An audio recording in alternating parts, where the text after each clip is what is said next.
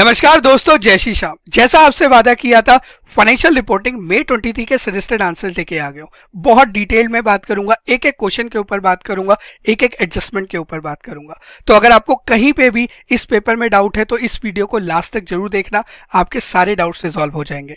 आप suggested answers कहां से डाउनलोड कर सकते हैं, उसका लिंक एक नीचे हमने दिया हुआ है डिस्क्रिप्शन बॉक्स में, वहां से आप डाउनलोड कर सकते हैं।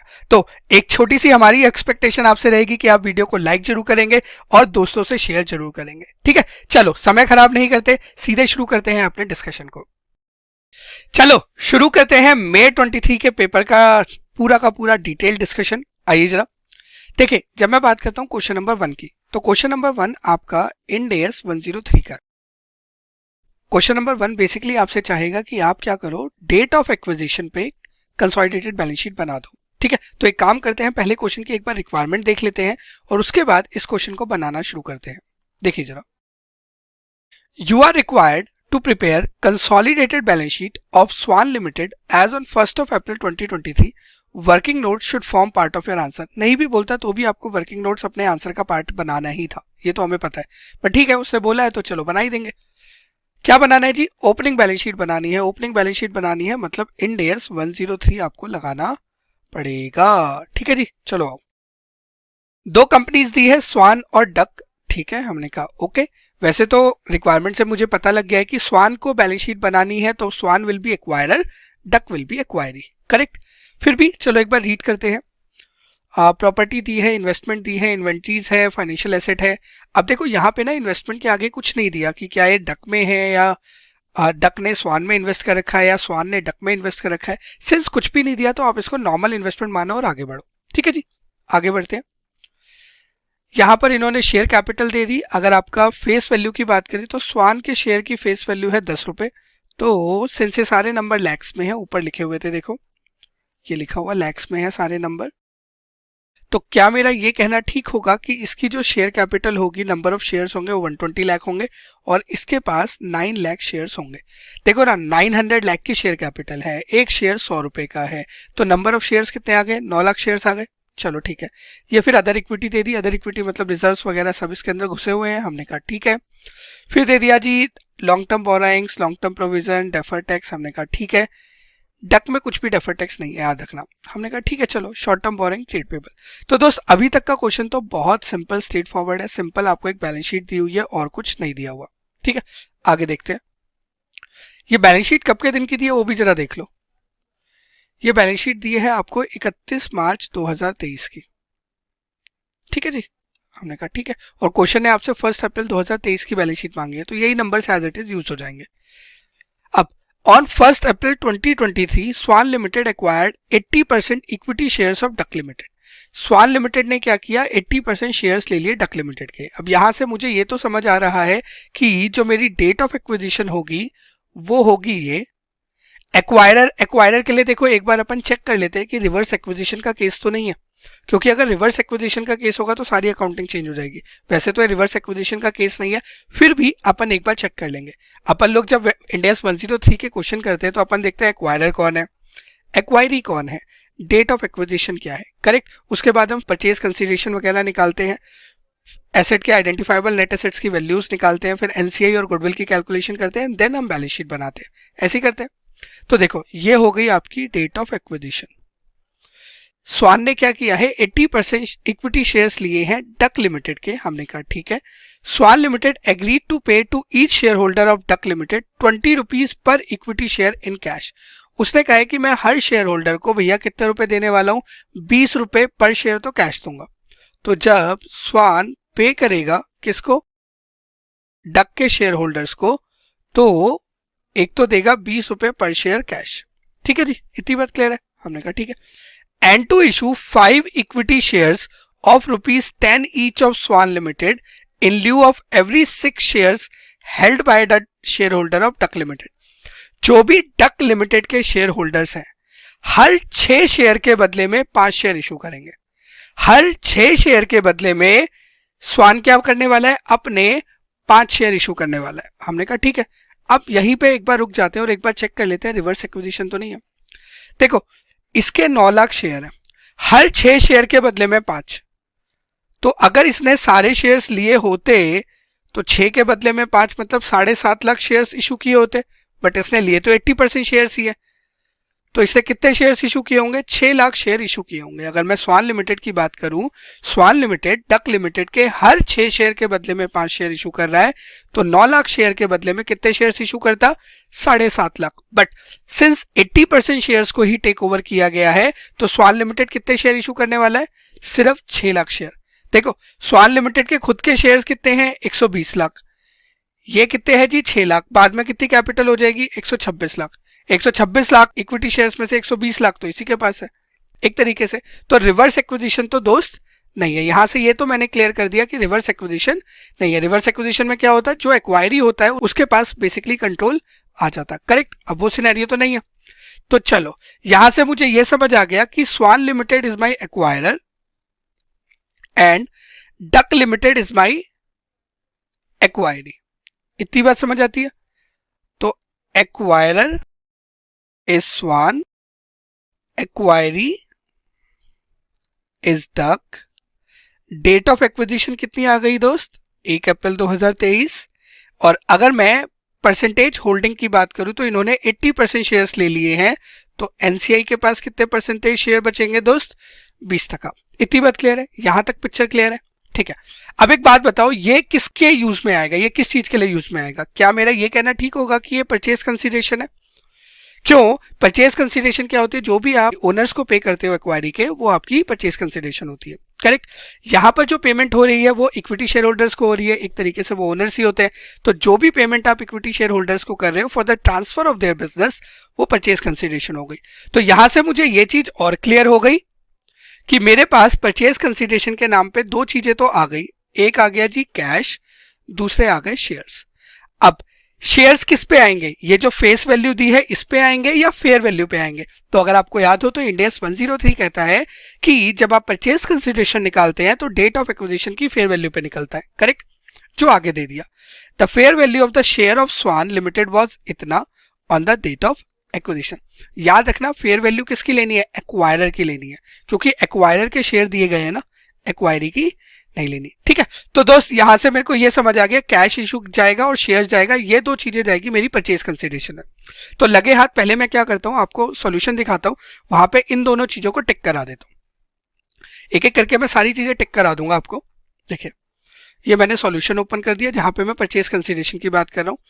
तो मैंने क्या कहा? मैंने कहा कितने शेयर्स इशू होंगे? 6 लाख शेयर इशू होंगे, मानते हो बात? एक शेयर की फेस वैल्यू क्या है? 100। परचेज कंसीडरेशन कितनी आ गई जी? 6 लाख, ठीक है। पहली चीज क्लियर है। दूसरा, जब आप कैश दे रहे हो, अब कैश उसने क्या बोला? जो भी इक्विटी शेयर टेक ओवर किए हैं उनको 20 रुपए पर शेयर देगा। अब 9 लाख शेयर के 80% उसने टेक ओवर किए हैं और एक शेयर के बदले में कितने दे रहा है? 20 रुपए। तो ये आ गया आपके पास 144 लाख। यहां पर जो गलती होती है वो ये गलती होती है कि बच्चा क्या करता? 6 लाख शेयर लेता, 20 रुपए से मल्टीप्लाई करता, आगे बढ़ता नहीं। क्वेश्चन की वर्डिंग्स देख लीजिए क्या है। क्वेश्चन की वर्डिंग्स है, जो भी उसके शेयर होल्डर है टू पे each share holder of duck कितने रुपए दे रहा है जी? 20 रुपए पर शेयर, करेक्ट। इतनी बात क्लियर है? तो दो चीजें तो अपनी दोस्त यहां से बन गई। अब यहां पे ना एक चीज और याद रखना, सिंस फेस वैल्यू शेयर की 10 रुपए है, तो क्या मेरा ये कहना ठीक होगा? अगर शेयर कैपिटल में जब जाऊंगा तो 6 लाख शेयर इंटू 10 रुपए, तो 60 लाख तो आपके शेयर कैपिटल में आएंगे। और सिक्योरिटी प्रीमियम में कितना आएगा? 10 रुपए का शेयर आपने 100 रुपए में इशू कर दिया, तो 600 माइनस 60, 540 आपका सिक्योरिटी प्रीमियम में जाएगा जब आप बैलेंस शीट बनाओगे, करेक्ट है जी। चलो आगे बढ़ते हैं। तो ये तो एक चीज हो गई। अब दूसरे पैराग्राफ पे आता हूं। Swan limited also agreed to pay an additional consideration being higher of 90 lakh and 30% of any excess profit in the first year. वो कह रहा है या तो हम 90 लाख रुपए देंगे, या जो भी आपने ज्यादा प्रॉफिट कमाया है, किससे ज्यादा वो अगली लाइन में बताया, after acquisition over duck limited profit in the preceding 12 months made by the duck limited. जो भी आपने पिछले साल कमाया था, आप उससे जितना भी ज्यादा कमाओगे उसका 30% हम आपको पे करेंगे एज एडिशनल कंसीडरेशन। क्या लिखा है? Additional consideration. तो यहां से मुझे छूटते समझ आना चाहिए, ये भी मेरा किसका पार्ट होगा? पीसी का पार्ट होगा। अब आगे क्या कह रहा है? The additional consideration will be due in 3 year. जो एडिशनल कंसीडरेशन है वो 3 साल में ड्यू होगी।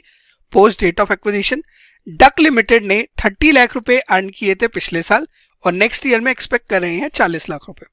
तो हम ये कह रहे हैं कि 10 लाख ज्यादा कमाओगे तो 10 लाख का 30% मतलब हम 3 लाख रुपए आपको और दे देंगे, या 90 lakh whichever is higher, 90 lakh या 3 lakh whichever is higher, एक तरीके से। तो हायर क्या है, एक तरीके से 90 लाख है। और दूसरे शब्दों में अगर मैं बात करूं तो भाई कम से कम 90 लाख तो पे कर ही रहे ना, मानते हो बात। अगर 30% ज्यादा आ जाएगा, मतलब जो एक्स्ट्रा प्रॉफिट है उसका 30% अगर ज्यादा आएगा तो ज्यादा दे देंगे, बट कम से कम 90 लाख तो पे कर रहे हैं। तो this will be your additional consideration. कितनी है, 90 लाख की। कब पे करोगे, 3 साल के बाद। तो क्या मेरा ये कहना ठीक होगा कि ये क्या होगी, डेफर्ड कंसिडरेशन। ठीक है जी, मानते हो बात। डेफर्ड कंसिडरेशन मींस एक ऐसी कंसिडरेशन जो किसी पर्टिकुलर पीरियड के बाद आपको पे करनी है, वो डेफर्ड कंसिडरेशन होती है। सिंस ये 90 लाख रुपए 3 साल के बाद पे होंगे तो इसलिए आप इसे क्या बोलोगे जी, डेफर्ड कंसिडरेशन बोलोगे। अब आप हो सकता है ये बोल दो कि सर एक कंटीजेंट कंसिडरेशन है। देखो, कंटीजेंट कंसिडरेशन एक ऐसी कंसिडरेशन होती है जहां पर पेमेंट होनी है नहीं होनी वो किसी फ्यूचर इवेंट पर डिपेंड करती है। यहां पर हमें पता ही है कम से कम 90 लाख तो पे करनी है, तो एक कंटीजेंट कंसिडरेशन के नेचर में नहीं है। 90 लाख तो पता ही है ना देने हैं, इसीलिए डेफर्ड कंसिडरेशन के नेचर में। ठीक है, अब डेफर्ड कंसिडरेशन के केस में क्या होता है, जब आप परचेज कंसिडरेशन निकालते हो तो इंड एस 103 कहते हैं कि आप उसकी क्या करो, आप उसकी प्रेजेंट वैल्यू निकालो और जो भी प्रेजेंट वैल्यू आएगी on the date of acquisition वो आप परचेज कंसिडरेशन का पार्ट बना देना। तो कुल मिला के मुझे 90 लाख को 3 साल पे डिस्काउंटिंग करनी है, 90 लाख को 3 साल की डिस्काउंटिंग करनी है। डिस्काउंटिंग का रेट क्वेश्चन बताएगा, वैसे मैं आपको बता देता हूं, आगे दिया हुआ है। कितना दिया है जी, ये 10%। ठीक है, तो 90 लाख को 3 साल की डिस्काउंटिंग कर दो 10% पे, जो भी आएगा वो परचेज कंसिडरेशन का पार्ट होगा। ये लो जी, मैंने वो भी कर दिया। डेफर्ड कंसिडरेशन 90 लाख रुपए की 3 साल के हिसाब से 10% की डिस्काउंटिंग पे, ये प्रेजेंट वैल्यू फैक्टर आ गया, ये आ गई इतनी। ठीक है जी, इतनी बात क्लियर है। याद रखना डेफर्ड कंसिडरेशन का दूसरा इंपैक्ट क्या जाएगा, ये बैलेंस शीट में लायबिलिटी साइड जाएगा। तो आप क्या करो, इसको लिख के रख लो यहीं पे, ताकि आपको याद है, मतलब पेपर में जब आप बैठते तो आप इसको लिख के रख लेते कि भैया बैलेंस शीट में लायबिलिटी साइड जाएगा। ठीक है जी, डन, आगे बढ़े। चलो, अभी तक की पिक्चर तो बहुत सिंपल थी, अभी तक कोई कॉम्प्लेक्सिटी नहीं है क्वेश्चन में। आगे क्या कह रहा है, fair value of PPE and investment is 1200 and 300 lakh. ठीक है, आपने डेट ऑफ एक्विजिशन पे फेयर वैल्यू कर दिया। कितनी थी दोस्त, 1000 की बढ़ के हो गई 1200 और 240 की बढ़ के हो गई 300, 60 से बढ़ गई, 200 से बढ़ गई। अब क्वेश्चन आगे टैक्स रेट देगा, और टैक्स रेट देगा तो आपको यहाँ पे डेफर्ड टैक्स बनाना पड़ेगा। क्यों, क्योंकि आपकी फेयर वैल्यू बढ़ गई है। मतलब अगर मैं इसको टैक्स बेस के इक्वल मान लूं एक तरीके से, कैरिंग अमाउंट अगर मेरा टैक्स बेस के इक्वल है, तो सिंस मेरी fair value is more than, मेरी revised carrying value is more than my tax base, तो मुझे डेफर्ड टैक्स लायबिलिटी बनानी पड़ेगी। एसेट के केस में कभी भी आपकी कैरिंग वैल्यू टैक्स बेस से ज्यादा होती है तो आपको डेफर्ड टैक्स लायबिलिटी बनानी पड़ती है। तो यहाँ पे कहीं ना कहीं डेफर्ड टैक्स लायबिलिटी आएगी, लिख के रख लो साइड में।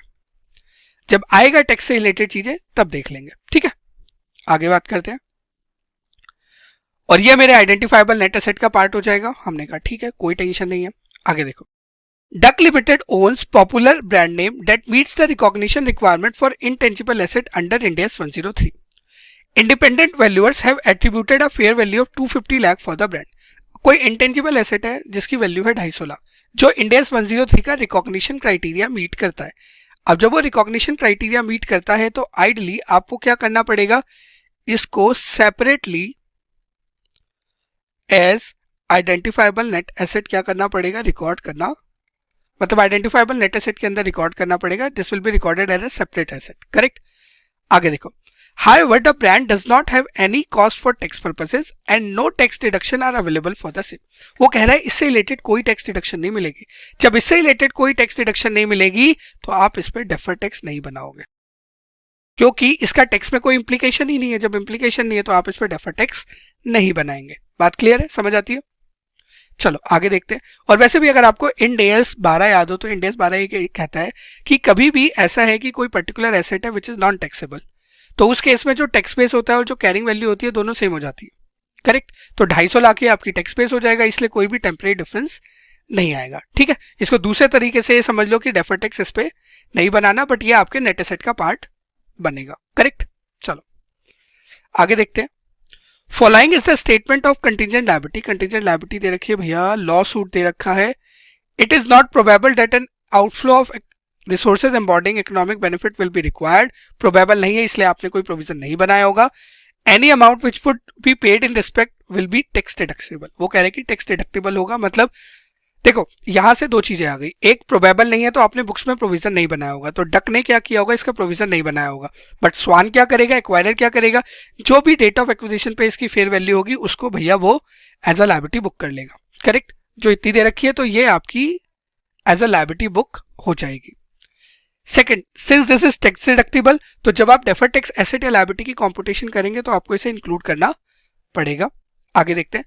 Income tax demand of 70 lakh, Duck has challenged the demand in High Court. It is not probable that an outflow of the economic resources embodying economic benefit will be required to settle the claim. Probable नहीं है तो इंडेस 37 के according कोई भी provision नहीं बना होगा या AS 29 के अकॉर्डिंग कोई भी प्रोविजन नहीं बना होगा। तो डेट ऑफ एक्विजिशन पे आप क्या करोगे, जो भी फेयर वैल्यू है उसको आप एज अ लायबिलिटी रिकॉर्ड कर लोगे। अब यहाँ पे ध्यान देना एक छोटी सी बात, इसने ये नहीं लिखा whether it is tax deductible और नॉट। अब यहां पे आपको पता होना चाहिए कि यार इनकम टैक्स जो होता है ना वो टैक्स डिडक्टेबल नहीं होता, तो इसके ऊपर भी कोई भी कॉरेस्पॉन्डिंग डेफर्ड टैक्स का इंपैक्ट नहीं आएगा। ठीक है, आगे बात करते हैं। इन दोनों का क्या होगा, ये लायबिलिटी के अंदर इंक्लूड करेंगे। ठीक है, चलिए आगे क्या कह रहे हैं। Duck limited has certain equity settle share based payment, जिसको आप ओरिजिनल अवार्ड बोलोगे, which were replaced by the new awards. Replace मतलब रिप्लेसमेंट रिवॉर्ड की बात करेगा अब ये। हमने कहा ठीक है भाई कर लो।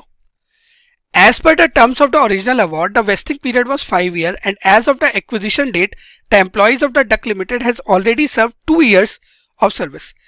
5 साल का टोटल वेस्टिंग पीरियड था, जिसमें से 2 साल पूरे हो गए, तो 2 साल पीरियड आपका एक्सपायर हो गया। As per the new award, the vesting period has been reduced to 1 year. जो रिमेनिंग 3 साल थे उनको कम करके क्या कर दिया, 1 साल कर दिया। तो ओरिजिनल वेस्टिंग पीरियड 5 था, रिवाइज वेस्टिंग पीरियड 3 है। हमें क्या लेना होता है, दोनों में से हायर, तो 5 ले लेंगे। ठीक है, अब रिप्लेसमेंट रिवॉर्ड के केस में हम क्या करते हैं, हम कहते हैं कि सर जो भी हमारे ओरिजिनल रिवॉर्ड की फेयर वैल्यू है इनटू में जितना भी वेस्टिंग पीरियड एक्सपायर हो गया, जो अपने केस में 2 है, divided by higher of these 2 which is 5। Fair value कितनी है ओरिजिनल अवार्ड की, 12 लाख, तो आप ये ले लो 12 लाख इंटू 2/5, 4.8 लाख आपको परचेज कंसिडरेशन के अंदर इंक्लूड करना पड़ेगा। और दूसरा इंपैक्ट क्या आएगा, एक एसपीपी रिजर्व बनेगा जो आपके रिजर्व्स में जाएगा। करेक्ट, मानते हो बात?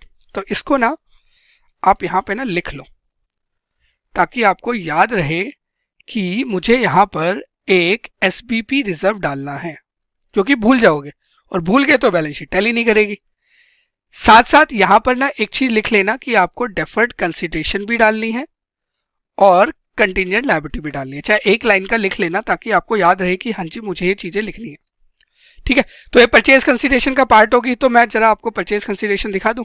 ये देखो, इनको टोटल कर लो चारों को, ये आपके पास परचेज कंसिडरेशन आ गई।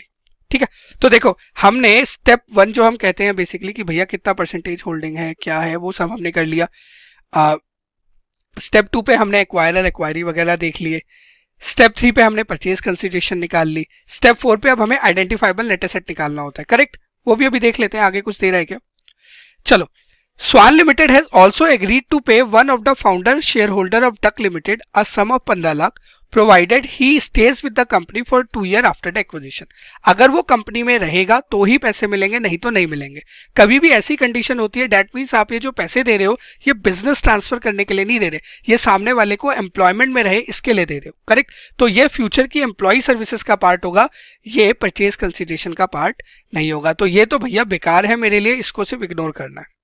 Correct, acquisition cost of swan limited for Duck limited is इतना।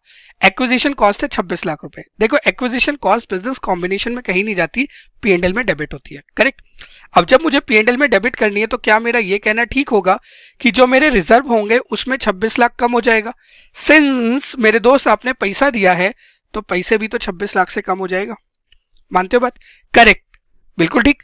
और पैसे में ना एक एडजस्टमेंट और होगी, हमने लिखी नहीं थी, ये जो आपने कैश पे किया ये भी तो पैसा कम करेगा। ये कितना है पता है, 144 जो अभी हमने यहाँ पे निकाला है, तो वो भी ना मैं यहाँ पे लिख लेता हूँ ताकि हमें याद रहे कि हमें वो भी माइनस करना है। इससे ना हम चीजें भूलेंगे नहीं। ठीक है जी, इतनी बात डन। आगे क्या दिया है, टैक्स रेट दे दिया जी 30%, ये मेरे को काम आएगा डेफर्ड टैक्स निकालने में। आगे क्या कह रहे हैं कि जितने बाकी एसेट्स है सबकी जो फेयर वैल्यू है वो कैरिंग अमाउंट के इक्वल है। नहीं भी देता तो भी यही अजम्पशन लेनी पड़ती है आपको। करेक्ट, क्वेश्चन खत्म, बस इतना सा था, सिंपल क्वेश्चन है अभी तक। आ जाओ जरा देखो, स्टेप 3 हमारे हो गए हैं जहां पे हमने परचेज कंसीडरेशन निकाल लिया। अब मैं स्टेप 4 की बात करूंगा जहां पे मैं आइडेंटिफाइबल नेट एसेट बात करूंगा, साथ साथ में स्टेप 5 पे आपको एनसीआई निकाल के दिखाऊंगा, स्टेप 5 पे एनसीआई और स्टेप 6 पे गुडविल या कैपिटल रिजर्व निकाल के दिखाऊंगा। ठीक है, आइए जरा देखो, मैंने यहाँ पे सारे एसेट्स डाल दिए आपके, ये मेरे एसेट्स की बुक वैल्यू है और ये मेरे लायबिलिटीज, जितने भी एसेट और लायबिलिटीज है मैंने सारे लिख दिए यहाँ पे, आप अपना बैलेंस शीट से चेक कर सकते हैं। यहाँ पे मैंने उसकी फेयर वैल्यू लिख दी, 2 की फेयर वैल्यू में चेंज है, बाकी सबकी फेयर वैल्यू सेम रहेगी, करेक्ट। यहाँ पे मैंने कंटिजेंट लायबिलिटी भी लिख दी जो मेरे लीगल केस वाली थी, वो इसलिए लिखी क्योंकि इसके ऊपर मुझे ना डेफर टैक्स बनाना होगा, करेक्ट। अब आप बोलोगे सर इंटेंजिबल एसेट नहीं लिखा और इनकम टैक्स वाला नहीं लिखा, वो नीचे लिखा है, आराम से आऊंगा तसल्ली से। देखो, अगर मैं सिर्फ इतने एसेट्स की बात करूं तो इतने एसेट पे मुझे पता लगा कि भैया ये मेरी फेयर वैल्यू ज्यादा है कैरिंग अमाउंट से, तो इस पे मुझे डेफर टैक्स लायबिलिटी बनानी पड़ेगी, तो मैंने इस पे 30% डेफर टैक्स लायबिलिटी बना दी। ठीक है, अब मैं अगर नेट एसेट्स निकालना चाहता हूं, देखो ऊपर वाले नेट एसेट्स तो इतने हो गए, एक डेफर टैक्स लायबिलिटी आपने और बना दी, एक आपका इनकम टैक्स का केस था और एक आपके इंटेंजिबल एसेट थे। सिंस इंटेंजिबल एसेट आपका टैक्स डिडक्टिबल नहीं था, इसीलिए मैंने ऊपर नहीं प्लस किया, नीचे प्लस किया। ठीक है, तो ये आ गए दोस्त आपके पास सारे आइडेंटिफाइबल नेट एसेट्स। ठीक है, इतनी बात क्लियर। तो स्टेप 4 पे मुझे बात करनी होती है मेरी आइडेंटिफाइबल नेट एसेट्स की, वो हो गई। स्टेप 5 पे मैं बात करता हूं आपसे एनसीआई की। एनसीआई कितना परसेंट है? 20% है। अगर आपको याद हो तो इंड एस 103 दो मेथड अलाउ करता है एनसीआई के, एक फेयर वैल्यू मेथड, दूसरा PSNA, proportionate share of net asset. अब क्वेश्चन में कुछ नहीं दिया, ना फेयर वैल्यू दी, तो मुझे क्या लेना पड़ेगा? मुझे पीएसएनए मेथड ही लेना पड़ेगा। आप चाहो तो इसका नोट भी नीचे डाल सकते हो, मैंने नहीं डाला, बट ठीक है, आप चाहो तो एक नोट डाल दो कि NCI has been calculated using the proportional share of net asset method. वो क्या कहते हैं, जो भी आपके नेट एसेट है उस पे इनटू में जो भी एनसीआई का परसेंटेज है वो कर दो, ये आपकी एनसीआई आ गई। ठीक है, फिर गुडविल कैसे निकलती है sir? Purchase consideration plus NCI minus identifiable net assets. Correct है दोस्त, मानते हो बात? बट यहां पर गुडविल नहीं आ रही, यहां पे कैपिटल रिजर्व आ रहा है, नेगेटिव नंबर है, गेन ऑन बार्गेन परचेज है। सिंस कुछ भी नहीं दिया गेन ऑन बार्गेन परचेज से रिलेटेड, तो मैं उठा के उसे कहां लेके चला गया? कैपिटल रिजर्व में लेके चला गया। आप यहाँ पे नंबर पुट कर लो, आपके पास इतना आ जाएगा। ठीक है जी, तो देखो परचेज कंसीडरेशन भी हो गई, एनसीआई भी हो गई और गेन ऑन बार्गेन परचेज भी हो गया। अब तो सिंपल बैलेंस शीट बनानी है, आ जाओ बैलेंस शीट बना देते हैं क्विकली। देखो बैलेंस शीट बनवा देता हूं आपके साथ। देखो 1000 का हो गया 1200 प्लस 800 2000 हो जाएगा, 240 का हो गया 300 प्लस 900 1200 हो जाएगा, करेक्ट, मानते हो बात? प्लस एक इंटेंजिबल एसेट आया 250 का, वो ले लोगे, इन दोनों को जोड़ोगे कितना हो जाएगा? 620। ट्रेड रिसेबल में कोई एडजस्टमेंट नहीं है, डायरेक्ट जोड़ दो 1580। कैश में आपको कुछ एडजस्टमेंट करनी पड़ेगी, ये दोनों जुड़ेंगे और ये जो आपने पे किया है वो माइनस करना पड़ेगा और जो खर्चे किए हैं वो माइनस करने पड़ेंगे। मैंने यहाँ पे कर रखा है, अभी दिखा देता हूँ। और अदर करंट एसेट में आ गया जी 1050, क्योंकि इसमें भी कोई एडजस्टमेंट नहीं थी। देख लो, ये लो, ठीक है, ये मैंने यहाँ एडजस्ट कर दिया। ये आपकी बैलेंस शीट का टोटल एसेट साइड का आ गया। अब लायबिलिटी साइड की बात करता हूँ। देखो लायबिलिटी साइड में अगर मैं बात करूं बोरिंग्स में कोई एडजस्टमेंट नहीं है, एज इट इज आ जाएगी, 1200 हो जाएगी दोनों को जोड़कर। लॉन्ग टर्म प्रोविजन में भी कोई एडजस्टमेंट नहीं है, दोनों को जोड़ दो 340 हो जाएगी।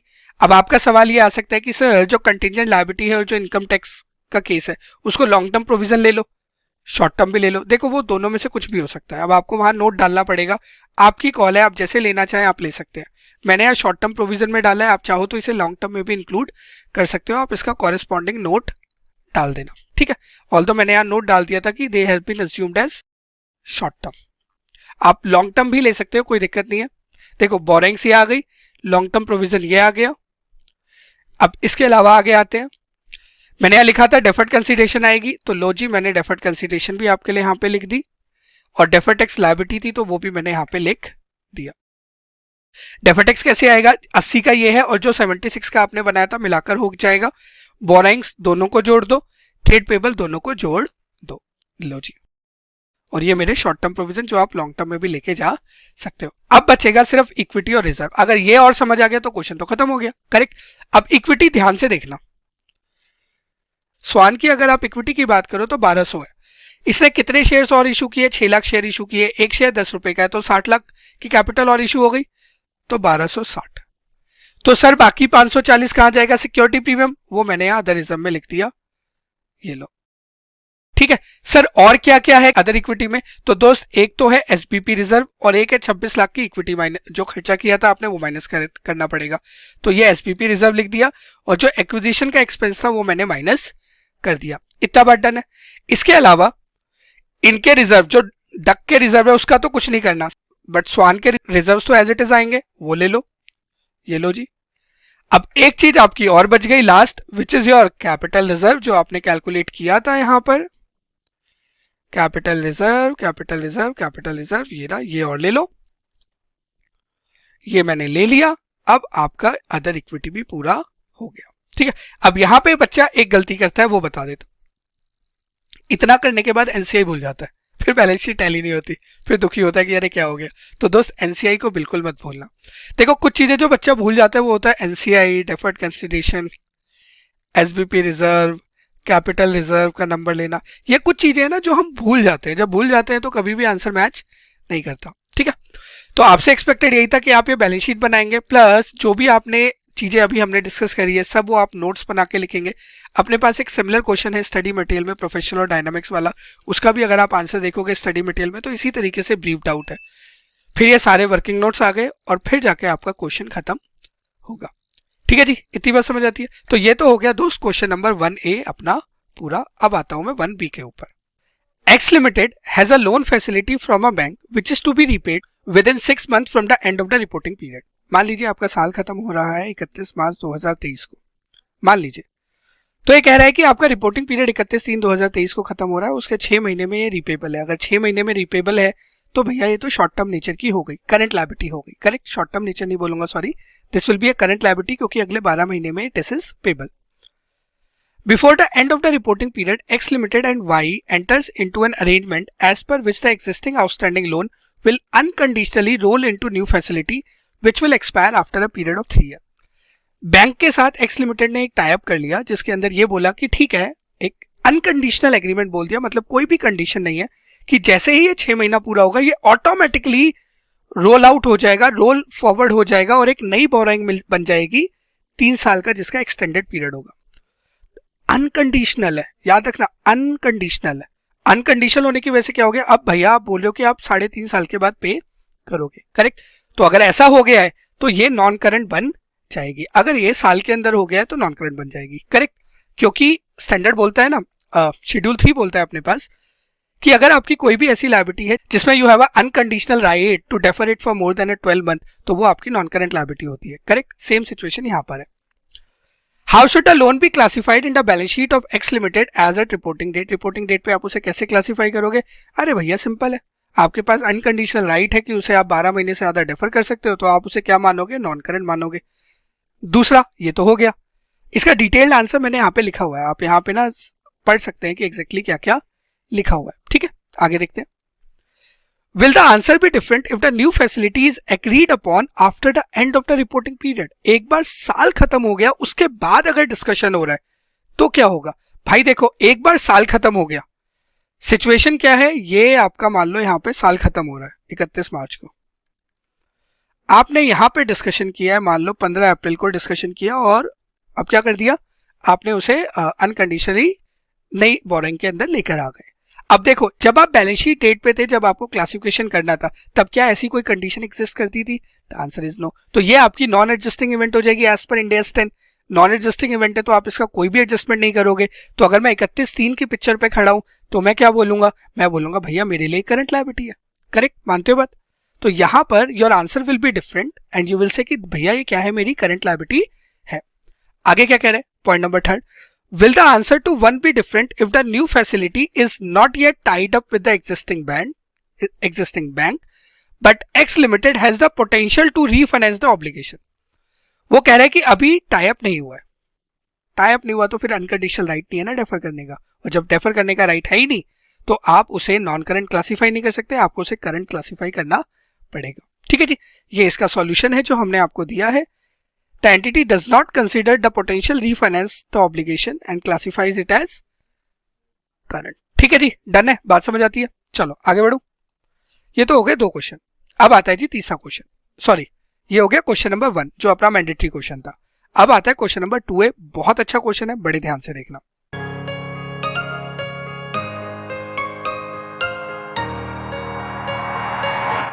Question is, Venus Limited has purchased on 1st April 2020 a PPE kit manufacturing plant for ₹12 lakh. 1 अप्रैल 2020 को इन्होंने कोई प्लांट खरीदा था 12 लाख रुपए का। The useful life of the plant is 8 years. हमने कहा ठीक है, 8 साल की इसकी यूजफुल लाइफ थी। The depreciation is provided on SLM basis on 30th September 2022। 30th September 2022 can I से आफ्टर 2.5 ईयर। ठीक है, चलो आगे देखते क्या हुआ। Venus Limited temporarily discontinues the production at the said plant due to decline in the demand for PPE kits। उसने temporarily discontinue किया है, देखना थोड़े समय के लिए उसने क्या कर दिया, डिसकंटिन्यू कर दिया कि ठीक है मैं प्रोडक्शन नहीं करना चाहता। हमने कहा ठीक है मत करो। However, the plant is maintained in a workable condition and it can be used in future whenever the demand picks up। और जब भी फ्यूचर में जरूरत होगी हम उसे यूज कर लेंगे। हमने कहा ठीक है। अब यहां से तो सिंपल यही समझ आता है कि भैया एक एसेट यूज कर रहे थे, थोड़े समय के लिए जरूरत नहीं थी, आपने एसेट यूज नहीं किया, दैट्स इट। बट इसके अकाउंटेंट ने क्या कल्याण किया है, क्या कांड किया है वो देखो जरा। इसका अकाउंटेंट भी ना महान है, लगता है BCom पास है यार ये। The accountant of Venus limited decided to treat the plant as held for sale under Ind AS 105 until the demand picks up.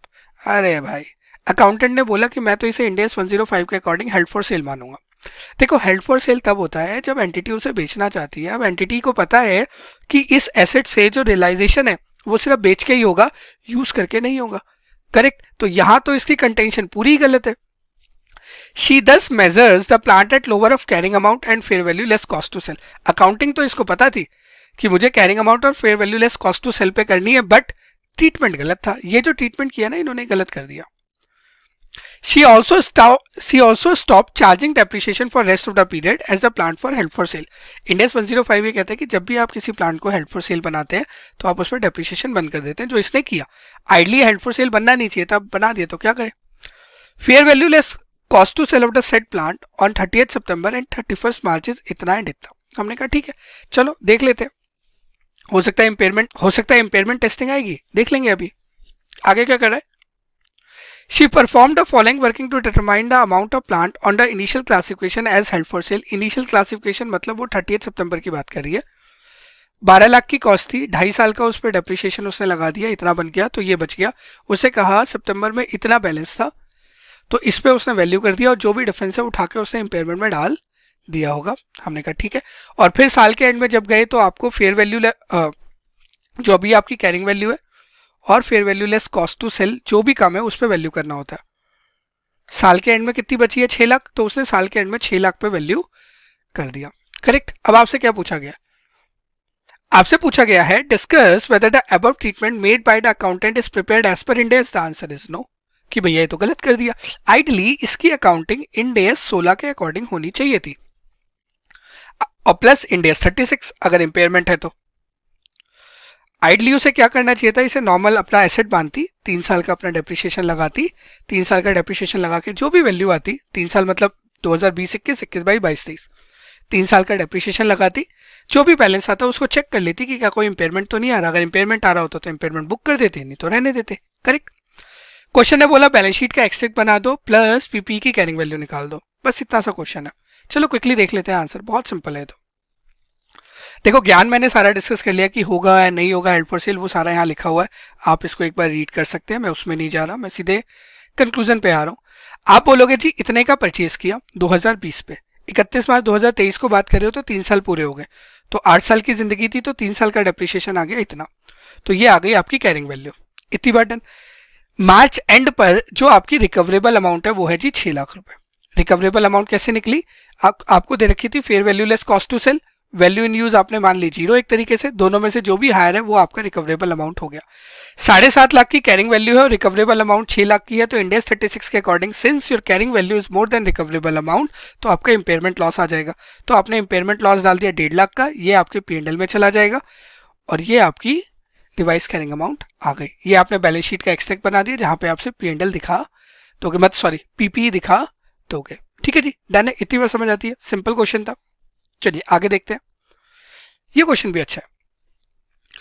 On 1st April 2021, Z Limited enters into a contract to construct a manufacturing facility for Mint Limited at a fixed consideration of 30 lakh rupees.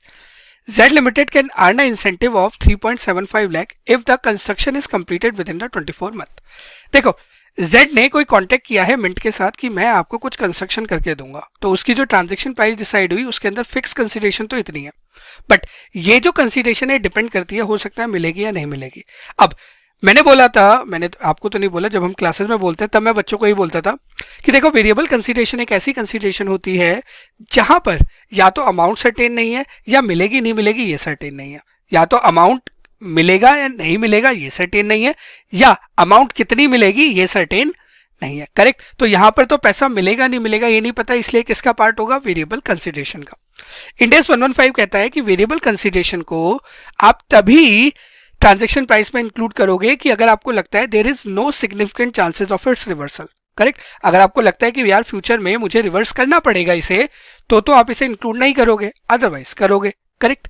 आगे क्या कह रहे हैं, Z limited expects the cost to be इतना, ये cost है, ये fix consideration हो गई, वेरिएबल कंसीडरेशन हो गई, ये कॉस्ट है। ये कॉस्ट जो है ना, क्योंकि इनपुट मेथड के अकॉर्डिंग वो आपकी अकाउंटिंग करने वाला है, सॉरी ये आपके over the period revenue recognise करने वाला है, इसीलिए कॉस्ट की आपको जरूरत पड़ेगी। At the inception of the contract, Z Limited determines that the contract contains a single performance obligation satisfied over time. अभी बोला था मैंने over time, over the period वो उसके रेवेन्यू बुक करेगा, इसीलिए आपको कॉस्ट दी है। Z Limited also concludes that it is highly probable that a significant reversal in the amount of cumulative revenue recognized will occur as the completion of the manufacturing facility is highly susceptible to factor outside the company influence due to exceptionally high rainfall in the region. It is highly probable कि भैया reversal हो जाएगा, और ऐसे reasons की वजह से reversal है जो कंपनी के कंट्रोल से बाहर है, जो आउटसाइड फैक्टर है। तो जब आपको पता है कि भैया रिवर्सल हो जाएगा तो आप इसको इंक्लूड नहीं करेंगे, आप अपने सिर्फ ट्रांजैक्शन प्राइस को इतना मानेंगे, कॉस्ट को इतना मानेंगे, जितना जितना काम कंप्लीट होता जाएगा उतना उतना आप रेवेन्यू बुक करते हुए जाओगे। करेक्ट। कब शुरू हुआ था कॉन्ट्रैक्ट, यहां पे शुरू हुआ था 31 मार्च 22 को। जैसे साल खत्म हुआ जेड ने क्या किया, 75% क्या कर दिया, परफॉर्मेंस कंप्लीट कर दी। अब यहीं पे रुक जाओ। हमें ये पता है कि जब वेरिएबल कंसीडरेशन होती है ना, तो हर साल के एंड में या रिपोर्टिंग पीरियड के एंड में आपको उसे रीअसेस करना पड़ता है कि क्या उसे इंक्लूड करना है, या अगर करा हुआ है तो उसे हटाना तो नहीं है। करेक्ट। अगली लाइन में उसने वही बोला, and concludes that a variable consideration is still constrained due to uncertain weather condition. हमने कहा ठीक है। तो क्या इसका मतलब यह है कि जब उसका साल खत्म होगा 31 मार्च 2022, वो बोलेगा कि मेरा 65% काम हो गया, तो वो 65% रेवेन्यू बुक कर देगा। करेक्ट। इतनी बात समझते हो। जब इनपुट मेथड की बात करते हो रेवेन्यू रिकॉग्नाइज करने की ओवर द पीरियड पे, तो हम बोलते हैं जितना परसेंटेज काम कंप्लीट हो गया उतना परसेंटेज रेवेन्यू रिकॉग्नाइज कर दो। तो हम ये बोलेंगे कि आपने 16.5 लाख में से 65% की कॉस्ट इनकर कर दी है, और 30 लाख का 65% का मैं आपको रेवेन्यू बुक करना अलाउ कर दूंगा। कब करूंगा जी, 31 मार्च 2022 को। इतनी बात समझ आती है। चलो पहले इतना दिखा देता हूं आपको। ये देखो, ये टोटल है। तो हमने कहा 31 मार्च 22 को आपने 30 लाख का 65%, इतने कॉस्ट का 65%, इतना आपका मोटा मोटा प्रॉफिट बुक हो जाएगा। ऑल्दो क्वेश्चन ने मांगा नहीं है, बट स्टिल अपने को कैलकुलेशन के लिए जरूरत पड़ेगी, इसलिए मैंने दिखा दिया। आगे देखो, ऑन 15 अप्रैल 15 दिन के बाद कॉन्ट्रैक्ट को मॉडिफाई कर दिया गया, फिक्स कंसीडरेशन को इतने से इंक्रीज कर दिया गया, एक्सपेक्टेड कॉस्ट को भी इंक्रीज कर दिया गया। पहले जो कॉस्ट थी 16.5 वो 1.20 से बढ़ गई, जो आपकी फिक्स कंसीडरेशन थी वो भी बढ़ गई। साथ साथ the contract is also extended by 6 month, 6 महीने से एक्सटेंड हो गया। अब देखो अप्रैल में था, 6 महीने से एक्सटेंड हो गया, तो हम मान रहे हैं कि इस साल पूरा हो जाएगा। कुछ ऐसी सी कंडीशन है? नहीं, इस साल पूरा नहीं होगा, 24 महीने का है ना। हमने कहा ठीक है, चलो आगे देखते हैं। And concludes that it is highly probable that the incentive award will be achieved, the contract remains a single performance obligation. हमने कहा ओके, आपको compute as per Ind AS for financial year 22-23 revenue from contract cost and resultant profit. इसके साथ आपको उसने बोला 15 अप्रैल 2022 को catch up adjustment डाल दो। अब यहाँ पे ना दोस्त एक छोटा सा कैच है, मैंने भी जब सॉल्यूशन बनाया तो बेस लेके ही बनाया। अब देखो फाइनेंशियल ईयर 22-23 की बात कर रहा है। अब 22-23 की बात कर रहा है, तो क्या 22-23 में काम पूरा हो गया? कहीं लिखा नहीं है, कहीं पे भी लिखा नहीं है। अब हम क्या माने, अब 22-23 का रेवेन्यू कैसे निकालोगे? एक तो है कि सिर्फ कैचअप एडजस्टमेंट निकाल दो, वो तो यहाँ पे बोल दी। फिर इस पार्ट में क्या चाहिए? आइडली ये पार्ट होना चाहिए था आपका फाइनेंशियल ईयर 21-22 का रेवेन्यू बताओ और कैचअप एडजस्टमेंट बताओ। आइडली ये क्वेश्चन ये होना चाहिए था, बट ये क्वेश्चन ने बोला 22-23, तो मैं मान रहा हूं फॉर द टाइमिंग कि 100% कॉन्ट्रैक्ट क्या हो गया, कंप्लीट हो गया है इन फाइनेंशियल ईयर 22-23। इसीलिए मैं जितना भी कॉन्ट्रैक्ट का रिमेनिंग रेवेन्यू होगा, रिमेनिंग कॉस्ट होगा, रिमेनिंग प्रॉफिट होगा, वो मैं सारा बुक कर दूंगा। ठीक है जी, बात समझ आती है? क्योंकि देखो यहाँ पे ना क्वेश्चन ने क्लियर नहीं किया। अगर 21-22 बोलता ना तो जिंदगी आसान थी, बट उसने 22-23 बोला, बट ये भी नहीं बताया कि कॉन्ट्रैक्ट पूरा हुआ है नहीं हुआ, तो आपको कुछ तो अजम्पशन लेनी पड़ेगी क्वेश्चन करने के लिए। तो इसीलिए हमने अजम्पशन ये लिया कि 22-23 में कॉन्ट्रैक्ट पूरा हो गया। ठीक है जी, आइए जरा, तो हमने पहले तो निकाली जी कैचअप एडजस्टमेंट। कैचअप एडजस्टमेंट क्या होती है कि आपने क्या किया, आपने चेंज कर दी चीजें। आपने बोला कि देखो हमारा कितना परसेंटेज कॉन्ट्रैक्ट कंप्लीट है, क्वेश्चन ने बोला है जी 65% कॉन्ट्रैक्ट कंप्लीट है। ठीक है, आपने अपनी कॉस्ट बढ़ा दी, आपने अपना रेवेन्यू बढ़ा दिया। मेरी कॉस्ट बढ़ के कितनी हो गई दोस्त, अब 36 लाख हो गई। कैसे? ये आपकी फिक्स कंसीडरेशन है और ये आपकी वेरिएबल कंसीडरेशन है। वेयर एज जो आपकी कॉस्ट थी, कॉस्ट भी कितने से बढ़ गई, कॉस्ट भी आपने कितने से बढ़ाई है, क्वेश्चन ने बोली है हमारे पास। आइए जरा 1,20,000 से बढ़ाइए, तो टोटल कॉस्ट आपकी हो गई अब 17,70,000। अब कैचअप एडजस्टमेंट कैसे निकलेगी? देखो कैचअप एडजस्टमेंट क्या होती है, बहुत सिंपल है कि सर कितना रेवेन्यू बुक होना चाहिए था और कितना आपने एक्चुअल में किया है, दोनों का डिफरेंस आप बुक कर देना। यही होता है, कितना रेवेन्यू बुक होना चाहिए था, कितना आपने किया है, उसको आप बुक कर देना। तो मैंने निकाला कि मेरा कितना परसेंटेज काम कंप्लीट हो गया, क्योंकि जब आप इनपुट मेथड की बात करते हैं तो आप बोलते हैं कि जितना परसेंटेज भी आपका काम कंप्लीट हो गया है आप उतना रेवेन्यू बुक करेंगे। देखो मैंने इतनी कॉस्ट इनकर करी थी पिछले साल, ये मेरी टोटल कॉस्ट है, तो मैंने कितना परसेंटेज काम कंप्लीट कर दिया, 60.60% काम कंप्लीट कर दिया। तो मेरा रेवेन्यू भी टोटल कितना बुक हो जाना चाहिए, 36 लाख का 60.60% रेवेन्यू बुक हो जाना चाहिए। अभी तक मैंने कितना बुक कर रखा है, अब मैंने बताया था यहाँ पे, ये देख लो, ये माइनस कर दिया, तो जो आएगा वो मेरी कैचअप एडजस्टमेंट हो जाएगी। ये मैं 15 अप्रैल को कैचअप एडजस्टमेंट डाल दूंगा कि भैया इतने से मुझे एडिशनल रेवेन्यू बुक करना है। ठीक है जी, इतनी बात क्लियर है? ये तो हो गई कैचअप एडजस्टमेंट वाली बात। अब जब बात आती है फाइनेंशियल ईयर के प्रॉफिट की, ये मैंने आपको बता दिया कि हमने प्रिज्यूम किया है कि 22-23 में आपका पूरा कॉन्ट्रैक्ट हो गया, तो आपका total revenue, total cost, total profit book हो जाना चाहिए। इतना आपने पिछले साल तक कर दिया था, तो ये इतना इस साल में बुक हो जाएगा। आइडियली ये जो क्वेश्चन होना चाहिए था ये 21-22 होना चाहिए था यहाँ पे, बट सिंस 22-23 है तो आपको कुछ ना कुछ अजम्पशन लेकर ही क्वेश्चन सॉल्व करना पड़ेगा। ठीक है जी, चलो अगला क्वेश्चन देखते हैं। ये सिग्निफिकेंट इनपुट का क्वेश्चन है, क्विकली बात कर लेते हैं, ये भी आसान क्वेश्चन है। ये तो जब मैं वीडियो डिस्कस कर रहा था यूट्यूब पे तभी मैंने पूरा बता दिया था। Z Limited enters into an agreement with a college for renovation of building including installation of new air conditioner at a transaction price of इतना। उससे बोला है कि मैं क्या करूंगा, आपका बिल्डिंग का रिनोवेशन करूंगा और उसमें एसी लगाऊंगा। टोटल ट्रांजेक्शन प्राइस कितना है, 40 लाख। याद रखना है टोटल ट्रांजेक्शन प्राइस है, इसमें एसी का अमाउंट भी है और अदर अमाउंट भी है। The expected cost of AC is 12 lakh and other cost is 20 lakh. लो जी, 12 लाख और 20, सॉरी जो कॉस्ट है आपकी टोटल 32 लाख, जिसमें 12 लाख आपकी अमाउंट है एसी की, 20 लाख है इसकी। हमने कहा ठीक है। Z Limited purchases the AC and they are delivered to the site before 31st March। AC purchase भी कर लिया, डिलीवर भी कर दिया।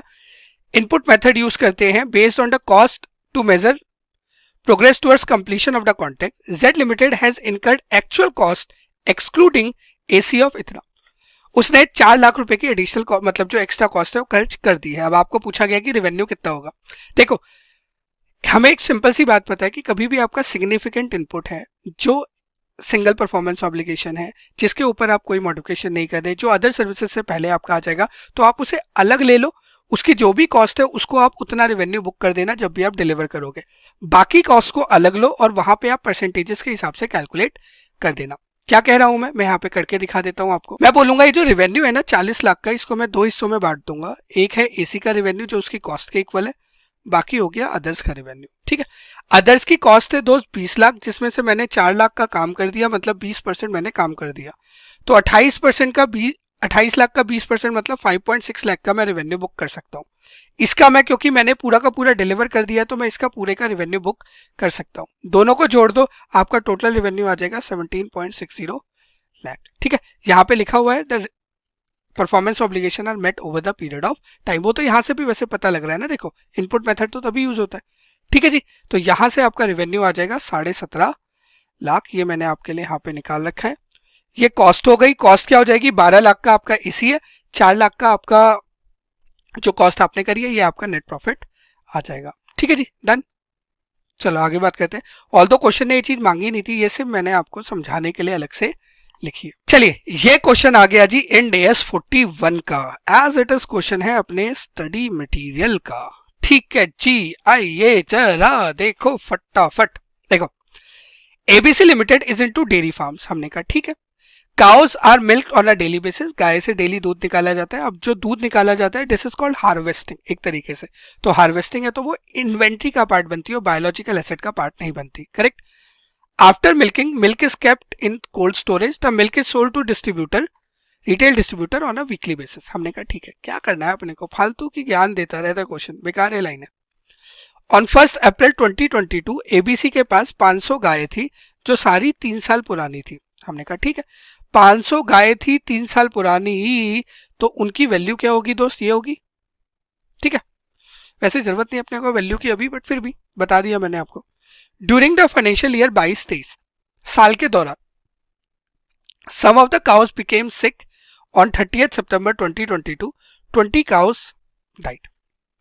कुछ गाय की जो तबियत थी वो थोड़ी खराब हो गई, जिसकी वजह से 20 काऊ की डेथ हो गई। अब जैसे 20 काऊ की डेथ हो गई तो एक तरीके से आपका एसेट खत्म हो गया।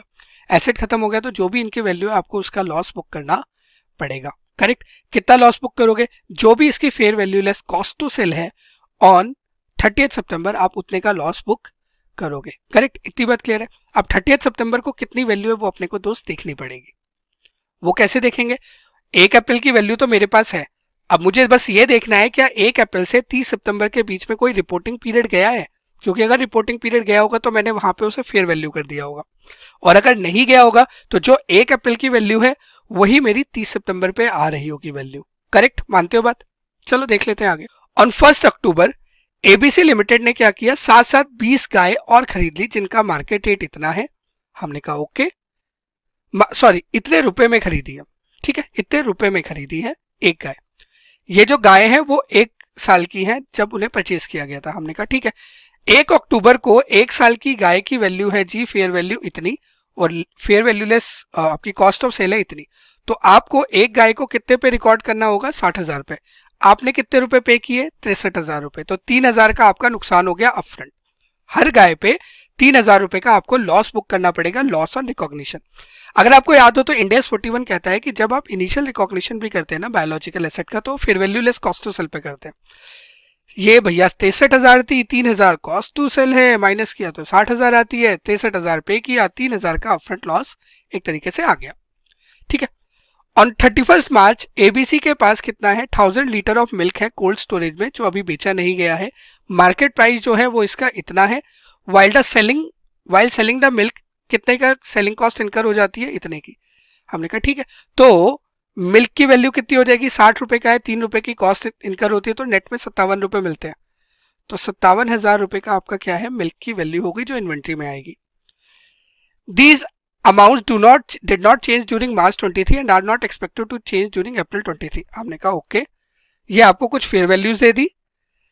You can assume that the fair value of 3.5-year-old cow as on 30th September 20X2 is 81,000।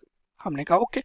उसने कहा ये जो साल की शुरुआत में वैल्यू थी ना 3 साल की गाय की, अब जब ये गाय की डेथ हुई तो 6 महीने और हो गए थे, 3.5 साल की हो गई थी। तो जो 3 साल की वैल्यू है और जो 3.5 साल की वैल्यू है वो ब्रॉडली सेम है। देख लो ना, ये तो लिखा है, बट ये फेयर वैल्यू है, इसमें कॉस्ट टू सेल नहीं है, वो आपको अलग से एडजस्ट करना पड़ेगा, याद रखना। आपको बोला गया 30 सितंबर, 1 अक्टूबर और 31 मार्च की एंट्रीज बताओ और मिल्क की इन्वेंट्री बताओ। चलो ठीक है, क्विकली सॉल्यूशन दिखा देता हूं, कुछ नहीं है इस क्वेश्चन में। देखो, जब आपने गाय को बेचा, एक गाय कितने की थी भैया, क्वेश्चन ने कितना दिया है, दोस्त, 81,000 माइनस 3,000 रुपए बेचने का खर्चा, तो आपने 78,000 की उसे वैल्यू कर रखी थी, करेक्ट। तो 20 गाय पे 78,000 रुपीज के हिसाब से आपको नुकसान हो गया, loss to biological asset, biological asset credit हो जाएगा 78,000 इंटू 20। फिर जब 1 अक्टूबर को आपने नई गाय खरीदी तो बायोलॉजिकल एसेट डेबिट हो गया, पैसे जो गए वो क्रेडिट हो गए। पैसे कितने गए? 20 गाय पे 63,000 रुपए के हिसाब से गए, वो डेबिट कर दिए। और 3,000 रुपए के हिसाब से अपफ्रंट आपको नुकसान हो रहा है, वो आपने यहां बुक कर दिया। ठीक है जी, इतनी बात क्लियर। अब 31 मार्च को आपको गाय को फेयर वैल्यू करना पड़ेगा, गाय की जो वैल्यू है। अब वो कैसे होगी वो देखो। 31 मार्च को जो आपने नई गाय खरीदी है, मैं थोड़ा सा रब कर दूं इसे, give me just 1 minute, I will just rub it for you. क्या मेरा ये कहना ठीक होगा? देखो 500 गाय शुरुआत में थी, 20 मर गई, तो 480 तो पुरानी है। आपके पास 480 गाय तो पुरानी है और 20 गाय नहीं है।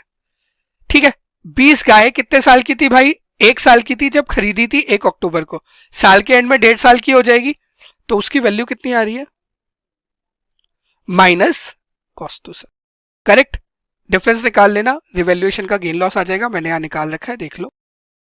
ये देखो 70,500 माइनस 3300, ये आ जाएगा 00267 इंटू में 20 का हो, ये आ गई इसकी वैल्यू, फेयर वैल्यू। कितने रुपए में खरीदी थी? ये बुक करी हुई 12 लाख रुपए। वैल्यू बढ़ गई तो इन गाय की वैल्यू पे तो फायदा हो गया, तो मैंने बायोलॉजिकल एसेट डेबिट कर दिया, गेन को मैंने क्रेडिट कर दिया। इतनी बात क्लियर है। बट जो बाकी गाय थी उनमें मुझे नुकसान होगा, वो भी दिखा देता हूं। देखो बाकी गाय पहले 3 साल की थी, 1 अप्रैल 22 को, 31/3/23 को कितने की हो जाएगी? 4 साल की। ये देख लो 3,000 की, 3300 की आपकी कॉस्ट है, जो भी आएगा ये आएगा 76,200। 76,200 पे आपको इन्हें वैल्यू करना पड़ेगा, और जो ओपनिंग वैल्यू थी उतना आपका नुकसान हो जाएगा, करेक्ट। यहां पे हमने इसे सॉल्व कर रखा है आपके लिए, मैं दिखा देता हूं। देखो 480 गाय हैं, 76,200 पे अगर मैं वैल्यू करूं तो इतनी मेरी क्लोजिंग वैल्यू आएगी। और अगर मैं ओपनिंग वैल्यू की बात करूं तो देखो ओपनिंग में इतनी थी, इतने में से मैंने इतनी बेच दी, तो ये मेरे पे 480 गाय की वैल्यू बच गई।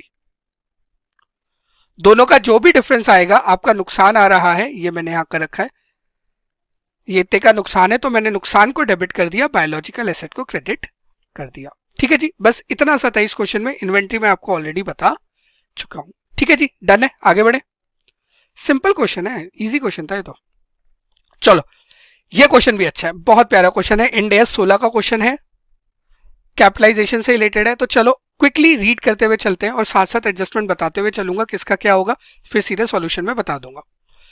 ऑन 1 मई 2022 संस्कार ने क्या किया है? 42 लाख की लैंड खरीदी है फॉर न्यू वेयर हाउस। हमने कहा ठीक है, the land purchase has an old empty structure which was to be demolished for the purpose of construction of ware house. आपने कोई लैंड खरीदी है जिसपे कुछ छोटा सा स्ट्रक्चर आ रहा है, झुग्गी झोपड़ी आ रही है, आप उसे तोड़ोगे, उसके बाद आप उसमें वेयर हाउस बनाओगे। लैंड कब खरीदी है जी? इस दिन खरीदी है। The salvage material from the demolition was to be sold as scrap, जो भी आएगा वो आप स्क्रैप की तरह बेच दोगे। The company started a construction work, कब शुरू किया है? 1 जून को शुरू किया है। लो जी, ये आपका कंस्ट्रक्शन का काम शुरू हुआ है, यहाँ पे आपका कंस्ट्रक्शन का काम शुरू हुआ है। तो जो भी कैपिटलाइजेशन वगैरह होगा, बोरोइंग कॉस्ट वगैरह, वो यहां से आपको देखनी पड़ेगी। ठीक है, आगे देखते हैं। चलो लीगल फीस पे करिए, आपको ऐड करनी पड़ेगी भैया, कॉस्ट का पार्ट होती है। आर्किटेक्ट फीस है, डायरेक्ट कॉस्ट ऑफ एक्विजिशन है, मतलब एसेट बनाने के लिए जरूरी है, प्लस कर दो। कॉस्ट ऑफ डिमोलिशन है, ये भी आपको प्लस करनी पड़ेगी। साइट के प्रिपरेशन के खर्चे, ये भी आपको प्लस करने पड़ेंगे। सीमेंट आपने परचेज किया है, मटेरियल परचेज किया है, तो ये तो आएगा। बट आगे क्या दिया है? जिसमें 1 लाख का जीएसटी है और 50% क्रेडिट मिलेगा, पूरा नहीं मिलेगा, 50%, तो 50,000 रुपए का आपको क्रेडिट मिल जाएगा। तो 15 लाख में से 50,000 घटा देना, जो बचेगा वो आप कॉस्ट में प्लस कर देना। एम्प्लॉयमेंट कॉस्ट पे आपको थोड़ा सा एक एडजस्टमेंट मिलेगी अभी आगे, वैसे बता देता हूं।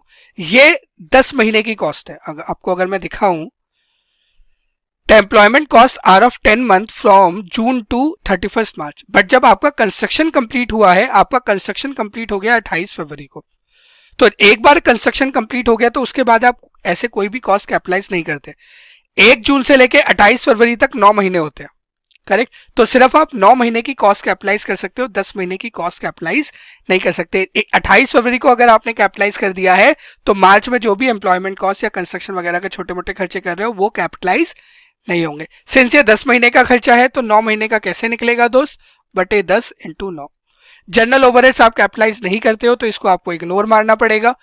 ओवरहेड्स इनकर डायरेक्टली ऑन द कंस्ट्रक्शन, ऐसे ओवरहेड जो आपने डायरेक्टली इनकर किए हैं वो आपका कॉस्ट का पार्ट बनता है, लेना पड़ेगा, बट पर मंथ लिखा है याद रखना, तो 9 महीने के लिए लेना, 35,000 इंटू में 9। Income receive from land use as temporary parking during construction phase, construction phase में अगर आपने उसे टेम्पररी पार्किंग की तरह यूज किया तो भैया इसको आप प्रॉफिट एंड लॉस में लेके जाओगे, इसका कुछ भी नहीं करना, ठीक है। आगे देखो, receipt of 35,000 being proceed from the sale of salvage and scrap from the demolition, demolition से जो भी स्क्रैप वगैरह आई है 35,000 रुपए आई है। तो देखो आपने 1,35,000 कॉस्ट में इंक्लूड करी थी, 35,000 आप माइनस कर दोगे, 1,35,000 लगे थे, 35,000 घटा के जो बचे हैं 1 लाख वो आपकी कॉस्ट का पार्ट हो जाएगा। Material costing 40,000 was wasted, wasted abnormal loss, भैया हटा दो छूटते ही, 40,000 का मटेरियल हटाना पड़ेगा। फर्दर उसको ठीक करने के लिए 1,20,000 और खर्च किया, तो टोटल खर्चा कितना हो गया 1,60,000। तो क्या मेरा ये कहना ठीक होगा, ये 1,60,000 आपके इसमें आ रहा होगा, इसमें से 1,60,000 घटा दो। मैं मान के चल रहा हूं, मेरी अजम्पशन ये है कि 1,60,000 यहां घुसा हुआ है तो मैं उसे हटा रहा हूं। आप एक नोट डाल देना पेपर में कि हम ये मान रहे हैं कि इसके अंदर घुसा हुआ है, ऑल्दो कहीं लिखा नहीं है बट फिर भी आपको कुछ ना कुछ तो अजम्पशन लेनी पड़ेगी, तो ये अजम्पशन लेंगे हम, ठीक है। वेयर हाउस यहां से शुरू हो गया, मतलब अगर इस दिन से शुरू हो गया और मेरा मार्च एंड, देखो फाइनेंशियल ईयर कब खत्म हो रहा है, नीचे दिया है 31 मार्च है, वैसे तो 31 मार्च को फाइनेंशियल ईयर खत्म हो रहा है भाई। जब 31 मार्च को फाइनेंशियल ईयर खत्म हो रहा है तो 1 महीने का आपका डेप्रिसिएशन भी लगेगा, ठीक है। अभी तक की पिक्चर क्लियर है, अभी तक तो सिंपल, सारी चीजें सिंपल थी, क्या प्लस करना है क्या माइनस करना है। आगे देख, the overall useful life of the factory building was estimated to be 25 साल from the date of completion, जिस दिन कंप्लीट किया उससे 25 साल। However it is estimated that the roof of the warehouse will need to be replaced after 15 years, okay, and the cost of replacing the roof at current price would be 25% of the total cost of building। लो जी, replacement का concept है significant replacement. क्या मेरा ये कहना ठीक होगा कि मान लो आपकी 100 रुपए की बिल्डिंग है तो आपको इसे 2 पार्ट में तोड़ना पड़ेगा, 25% मतलब 25% आपका रूफ के लिए हो गया और जो 75% वो अदर देन रूफ हो जाएगा। इसको आप डेप्रिशिएट करोगे 15 साल में, इसको आप डेप्रिशिएट करोगे 25 साल में, यही तो लिखा है क्वेश्चन में कि जो 25% हिस्सा है वो 15 साल में डेप्रिशिएट होगा, जो रिमेनिंग 75% हिस्सा है वो 25 साल में डेप्रिशिएट होगा। 1 महीने का डेप्रिशिएशन लगाना पड़ेगा, क्वेश्चन के आगे रिक्वायरमेंट भी है। चलो आगे उसने ये आपको डी कमीशनिंग का खर्चा दे दिया, क्या दिया, डी कमीशनिंग लायबिलिटी। हमें पता है कि डी कमीशनिंग लायबिलिटी है तो आपको डी कमीशनिंग लायबिलिटी पीपीई के अंदर कैपिटलाइज करनी होती है, मानते हो बात। तो पीपीई डेबिट होता है, डी कमीशनिंग लायबिलिटी क्रेडिट होती है। कैसे निकलता है, हम बोलते हैं कि जैसे यहाँ 25 साल है, 25 साल के बाद मेरा क्या खर्चा होगा हम एस्टिमेट करेंगे, फिर आज की डेट में कितना कैपिटलाइज होना चाहिए मैं उसकी उठा के प्रेजेंट वैल्यू ले आऊंगा। तो क्वेश्चन ने बोला 25 साल के बाद खर्चा होगा इतना, आज की प्रेजेंट वैल्यू निकालने के लिए डिस्काउंट फैक्टर दे दिया, 80 लाख इंटू में 0.092 कर लेना, अभी कितना कैपिटलाइज करना है वो आ जाएगा, ठीक है। आगे देखते हैं, Sanskar limited raise the loan of इतना, 10% पे इसने लोन लिया है 1 जून से। हमने कहा ठीक है, 1 जून से ही आपका काम शुरू हुआ था कंस्ट्रक्शन का। The building of the warehouse meets the definition of qualifying asset in accordance with AS 23। ये बहुत जरूरी है भाई, अगर ये नहीं होता ना तो आप हो सकता है कैपिटलाइजेशन करते भी ना, क्यों, क्योंकि 9 महीने में तो काम कंप्लीट हो गया।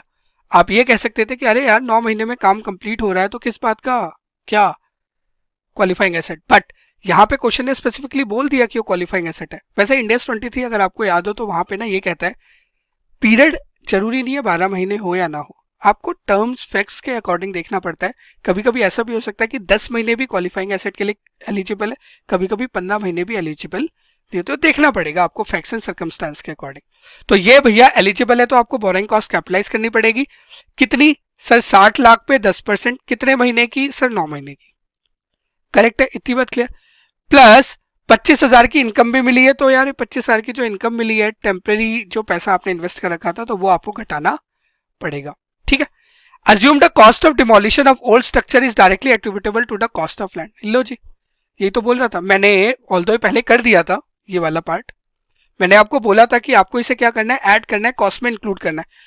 क्वेश्चन ने यहाँ पे क्लियर भी कर दिया, क्वेश्चन ने बोला कि हाँ जी आपको उसे कॉस्ट में इंक्लूड करना है, this will be considered as cost directly attributable to, sorry, amount directly attributable to the cost of land. हमने कहा ठीक है, डेप्रिसिएशन लगाती है कंपनी एसएलएम पे, कॉस्ट निकालनी है, डेप्रिसिएशन निकालनी है, क्लोजिंग कैरिंग वैल्यू निकालनी है, बस और कुछ नहीं करना। आ जाओ आंसर दिखा देता हूं, जितना डिस्कस किया है ना उससे काम बन जाएगा आपका पूरा। देखो, लैंड का परचेज प्राइस, जो लीगल चार्जेस दिए, जो डिमोलिशन के खर्चे थे after scrap, site preparation charges, cement के चार्जेस 50,000 का जीएसटी हटा दिया, प्लस 1,60,000 का मैंने जो अमाउंट था वो हटा दिया। मैंने अज्यूम किया है कि इसके अंदर इंक्लूडेड है। एम्प्लॉय कॉस्ट 9 महीने के लिए ली, डायरेक्ट ओवरहेड 9 महीने के लिए लिया, ये नहीं आएंगे दोनों, ये पीएनएल, दोनों पीएनएल में जाएंगे। फाइनेंस कॉस्ट निकाल दी मैंने कि कितनी कैपिटलाइज होनी चाहिए, जो इनकम आ रही थी वो माइनस कर दी, जो डीकमीशनिंग लायबिलिटी थी वो मैंने ऐड कर दी, ये मेरे पे टोटल एसेट आ गया। ठीक है, रेजिडुअल वैल्यू कुछ नहीं थी तो यही मेरा डेप्रिशिएबल अमाउंट हो जाएगा। अब इसको दो हिस्सों में तोड़ना पड़ेगा, एक है इसका 25% जिसपे मैं 15 साल में डेप्रिशिएट करूंगा, अभी 1 महीने का डेप्रिशिएशन लगाना है क्योंकि मार्च की बात कर रहा हूं। बाकी जो 75% है उसको 25 साल में डेप्रिशिएट करना पड़ेगा, उस पर भी 1 महीने का डेप्रिशिएशन। तो ये डेप्रिशिएशन आ गया टोटल। कैरिंग अमाउंट कितनी निकल जाएगी, इसमें से डेप्रिशिएशन माइनस कर दो, कैरिंग अमाउंट आ जाएगी। ठीक है जी, इतनी बात क्लियर है। सिंपल क्वेश्चन था ये भी, ये क्वेश्चन सिंपल था। ये वाला क्वेश्चन तो अल्टीमेटली और सिंपल है, बहुत प्यारा क्वेश्चन है। चलो क्विकली बात कर लेता हूं। एम ने क्या किया है, एक्स लिमिटेड और वाई लिमिटेड में कुछ इन्वेस्टमेंट करी है। Under what circumstances M is related to X limited and Y limited. कब एम रिलेटेड होगा, अरे यार पैरा 9 याद करो ना, इंडेक्स 24 का। वो कहता है कि कोई भी पर्सन तभी रिलेटेड होता है जब या तो कंट्रोल है या सिग्निफिकेंट इन्फ्लुएंस है या वो केएमपी है उसका या उसकी पेरेंट एंटिटी का, यही होता है। तो एम कब रिलेटेड होगा इनसे, जब या तो उसका कंट्रोल है या सिग्निफिकेंट इन्फ्लुएंस है। जब एम का एक्स या वाई में एक्स के ऊपर कंट्रोल है या एक्स के ऊपर सिग्निफिकेंट इन्फ्लुएंस है तो एक्स से रिलेटेड होगा। एम का अगर वाई के ऊपर कंट्रोल है या वाई के ऊपर सिग्निफिकेंट इन्फ्लुएंस है तो वाई से रिलेटेड होगा। करेक्ट क्वेश्चन ने ये मांगा है, थोड़ी सी वर्डिंग देख लेना ध्यान से। दूसरा, will X limited and Y limited be related if M has only significant influence over both the parties.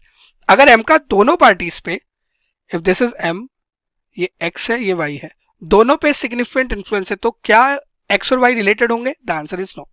अगर आपको पैरा 9 भी याद हो इंडेक्स 24 का, तो वो बोलता है कि जी एक एंटिटी पे कंट्रोल होना चाहिए, दूसरे पे अगर कंट्रोल है तो भी रिलेटेड है, दूसरे पे सिग्निफिकेंट इन्फ्लुएंस है तो भी रिलेटेड है, दूसरे पे अगर वो केएमपी है, जैसे एम अगर दूसरी एंटिटी में केएमपी है तो भी रिलेटेड है।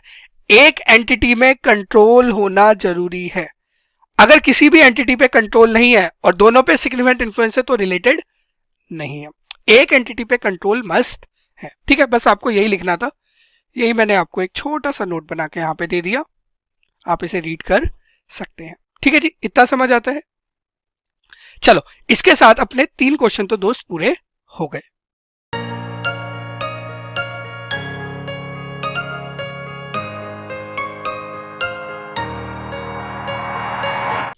चलिए अब बात करते हैं क्वेश्चन नंबर 4A। इंडेस 109 लॉलीपॉप कैंडी दे दी इस बार 14 नंबर में। एक पॉइंट है जो मजेदार है, अदरवाइज तो सीरियसली सेइंग आपको कैंडी दे दी है इस बार इंस्टीट्यूट ने। किलो जी, इनिशियल रिकॉग्निशन पूछ रहा है, 1 साल की एंट्री मांग रहा है और लोन अकाउंट मांग रहा है, दैट्स इट, कुछ नहीं मांगा। 14 नंबर में सिर्फ थोड़ा सा अगर वो एंट्री आपको समझ आ गई और आराम से आपने अकाउंट बना लिया तो आपका काम खत्म हो गया। बहुत इजी क्वेश्चन है। देखिए, Autumn limited has a policy of providing subsidised loans to its employees for their personal purpose. हमने कहा ठीक है, सब्सिडाइज्ड लोन दिए जाते हैं, मतलब मार्केट रेट से कम पे दिए जाते हैं।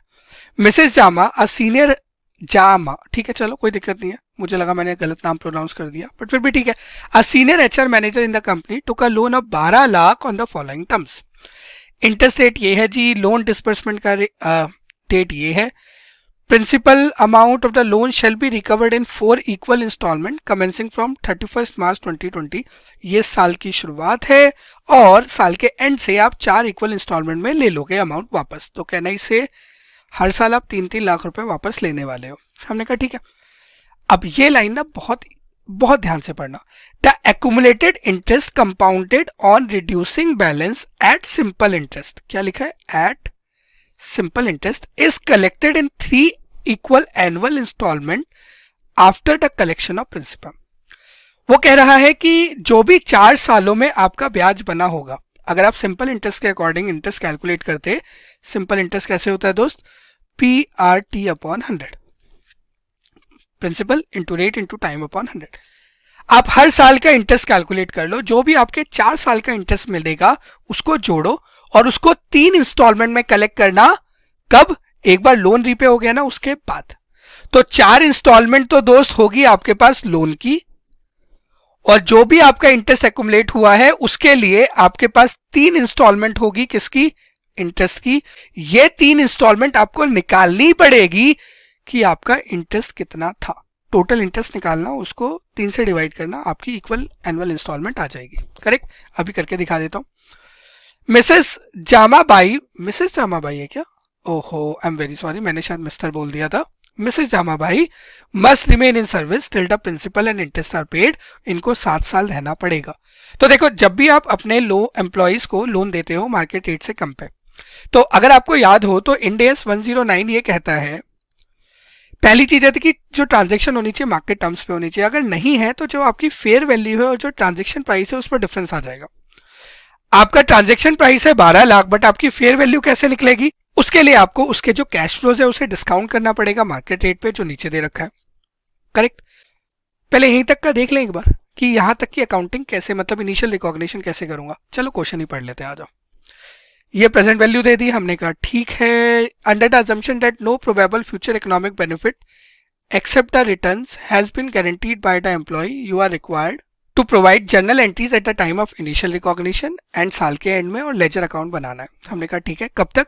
Till it's final payment. तो 7 साल का आपको लेजर अकाउंट बनाना है। हमने कहा ठीक है, चलो बना देते हैं। आ जाओ जरा। देखिए मैंने क्या कहा, मैंने कहा पहले मैं निकालता हूं कि हर साल का इंटरेस्ट कितना होगा।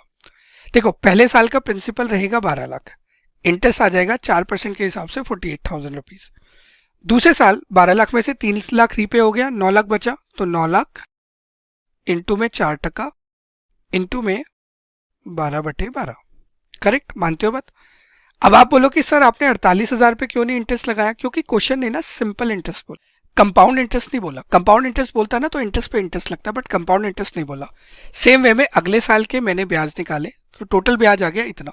ये मेरी 3 इक्वल इंस्टॉलमेंट में पे होगा, तो हर साल कितना कितना आएगा जी? 40,000 रुपए आएगा। तो मैंने कहा यार अब मैं एक काम करता हूँ, प्रेजेंट वैल्यू निकालता हूँ। तो पहले साल 3 लाख मिलेगा, दूसरे साल 3 लाख, तीसरे साल 3 लाख, चौथे साल 3 लाख। ये है मेरे प्रिंसिपल की रीपेमेंट। फिर ये इंटरेस्ट की रीपेमेंट। ठीक है, ये हो गया जी डन। अब ये मेरा प्रेजेंट वैल्यू फैक्टर लिया, ये मेरी present value of cash flows आ गए। ये मेरा ट्रांजेक्शन प्राइस था, जो भी डिफरेंस है मेरा एम्प्लॉय कॉस्ट में चला जाएगा, जो ओवर द पीरियड में P&L में चार्ज ऑफ करूंगा। इतनी बार डन। क्वेश्चन ने आपसे मांगी थी कि जी इनिशियल रिकॉग्निशन की एंट्री डालो, तो आपने एम्प्लॉय को लोन दिया है तो loan to employ account debit, जो उसकी फेयर वैल्यू है। प्रीपेड एम्प्लॉय कॉस्ट जो अभी निकाली थी, टू बैंक अकाउंट जितना दिया था वो। साल के एंड में क्या होगा? एक तो इंटरेस्ट पैसे आएंगे 3 लाख, इंटरेस्ट की एंट्री डालोगे, प्लस प्रीपेड एम्प्लॉय कॉस्ट को आप P&L में ले जाओगे। तो पैसे आएंगे 3 लाख, इंस्टॉलमेंट आनी है। इंटरेस्ट कितना बनेगा? सर जो भी बैलेंस था मेरा, कितना बैलेंस था दोस्त? 1043645 पे 9%, ये ले लिया मैंने। ठीक है, जो बाकी बचा वो मेरे लोन की रीपेमेंट हो गई। करेक्ट है जी? ऐसी होती है एंट्री। ये मैंने एम्प्लॉय कॉस्ट को over the period of 7 year P&L में डाल दिया। ठीक है, जो प्रीपेड कॉस्ट थी उसे क्रेडिट कर दिया, एम्प्लॉय कॉस्ट में मैंने उसे डेबिट कर दिया 7 साल पे। ये मैंने लोन अकाउंट बनाया, ये मैंने पैसे दिए थे। ये पहले साल का ब्याज, पहले साल का ब्याज कैसे निकलेगा? जो भी अमाउंट है इस पे 9% ले लो। ये आपको पैसे आए हैं, ये आपका बैलेंस CD हो जाएगा। जो बैलेंस CD है वो अगले साल का बैलेंस BD हो जाएगा। फिर से ब्याज कैसे लगेगा? जो ओपनिंग बैलेंस है उसका 9% ले लेना, रीपेमेंट 3 लाख, ये आपका बैलेंस CD आ गया, बैलेंसिंग फिगर। ठीक है दोस्त, ये अगले साल का ओपनिंग। तो ऐसे हर साल का मैंने 9% ब्याज लगा दिया ओपनिंग बैलेंस पे। जो मेरी रीपेमेंट थी पहले 4 साल 3-3 लाख थी, फिर 40,000 40,000 40,000 थी। करेक्ट? ये मेरा बैलेंस 0 हो गया। इस तरीके से आपको इसका लेजर अकाउंट बनाना था। सिंपल क्वेश्चन था, सिर्फ एक ही पॉइंट था। इस पे भी ना देखो, इस पे मल्टीपल अप्रोचेस पॉसिबल हैं। एक अप्रोच आप ये भी बोल सकते हो कि सर जो एक्युमुलेट हुआ बैलेंस उस पर इंटरेस्ट भी देखा जा सकता है, और भी मल्टीपल चीजें हैं। बट ठीक है, आई थॉट कि this is the safest assumption जो पॉसिबल है, इसीलिए मैंने सेफ अजम्पशंस लेके काम किया है। ऑल दो हो सकता है ICI का answer may differ a bit, कोई बड़ी बात नहीं है, तो ऐसा हो सकता है। तो ठीक है, इसको जब भी ICI फिर फाइनल अपने आंसर्स देगा वहां से वी विल कंपेयर वंस। चलो ये दोनों थ्योरी क्वेश्चंस है भैया, ये मैं डिस्कस नहीं कर रहा, सिंपल थ्योरी के क्वेश्चंस है। आप इनको यहाँ पे मैंने सजेस्टेड आंसर्स दे रखे हैं, आप इन्हें एक बार देख सकते हैं और कंपेयर कर सकते हैं कि आपने पेपर में क्या लिखा था। ठीक है जी, ये हो गया 4B के दोनों पार्ट। चलो आगे आते हैं। अगला क्वेश्चन भी बहुत प्यारा है, ये है आपका इंडेस 108, स्ट्रेट फॉरवर्ड क्वेश्चन है, बहुत प्यारा क्वेश्चन है, बहुत प्यारा क्वेश्चन है। सिंपल सेगमेंट रिपोर्टिंग के, ऑपरेटिंग सेगमेंट के डिस्क्लोजर्स की बात कर रहा है। देखो जी, जब डिस्क्लोजर्स की बात करते हो ना, तो सबसे पहले स्टैंडर्ड बोलता है जनरल इंफॉर्मेशन दो। जनरल इंफॉर्मेशन में आप बताते हो कि आपके क्या क्या सेगमेंट है, उनके नेचर क्या क्या है। सेकंड आप बताते हो अपने सेगमेंट रेवेन्यू के बारे में, प्लस पूरे फाइनेंशियल का क्या रेवेन्यू होगा, मतलब उसकी रिकंसिलेशन देते हो पूरे फाइनेंशियल के साथ। फिर बताते हो सेगमेंट रिजल्ट के बारे में, और उसको बनाते हो, रिकंसाइल करते हो फाइनेंशियल स्टेटमेंट के रिजल्ट के साथ। फिर आप सेगमेंट एसेट देते हो, उसमें अनअलोकेबल वगैरह जोड़ते हो, फिर आपके फाइनेंशियल स्टेटमेंट के एसेट आते हैं। सेगमेंट लायबिलिटी बताते हो, उसमें अनअलोकेबल वगैरह जोड़ते हो, unallocable liabilities, reserve, surplus, share capital जोड़ते हो, तो उससे आपके पास फाइनेंशियल स्टेटमेंट की लायबिलिटीज आती है। इसके अलावा स्टैंडर्ड कहता है कि भैया अगर कैपिटल एक्सपेंडिचर किया है या आपका डेप्रिसिएशन वगैरह है, तो वो आपको सेगमेंट लेवल पे बताना होता है आइडली, अगर इन्फॉर्मेशन अवेलेबल है।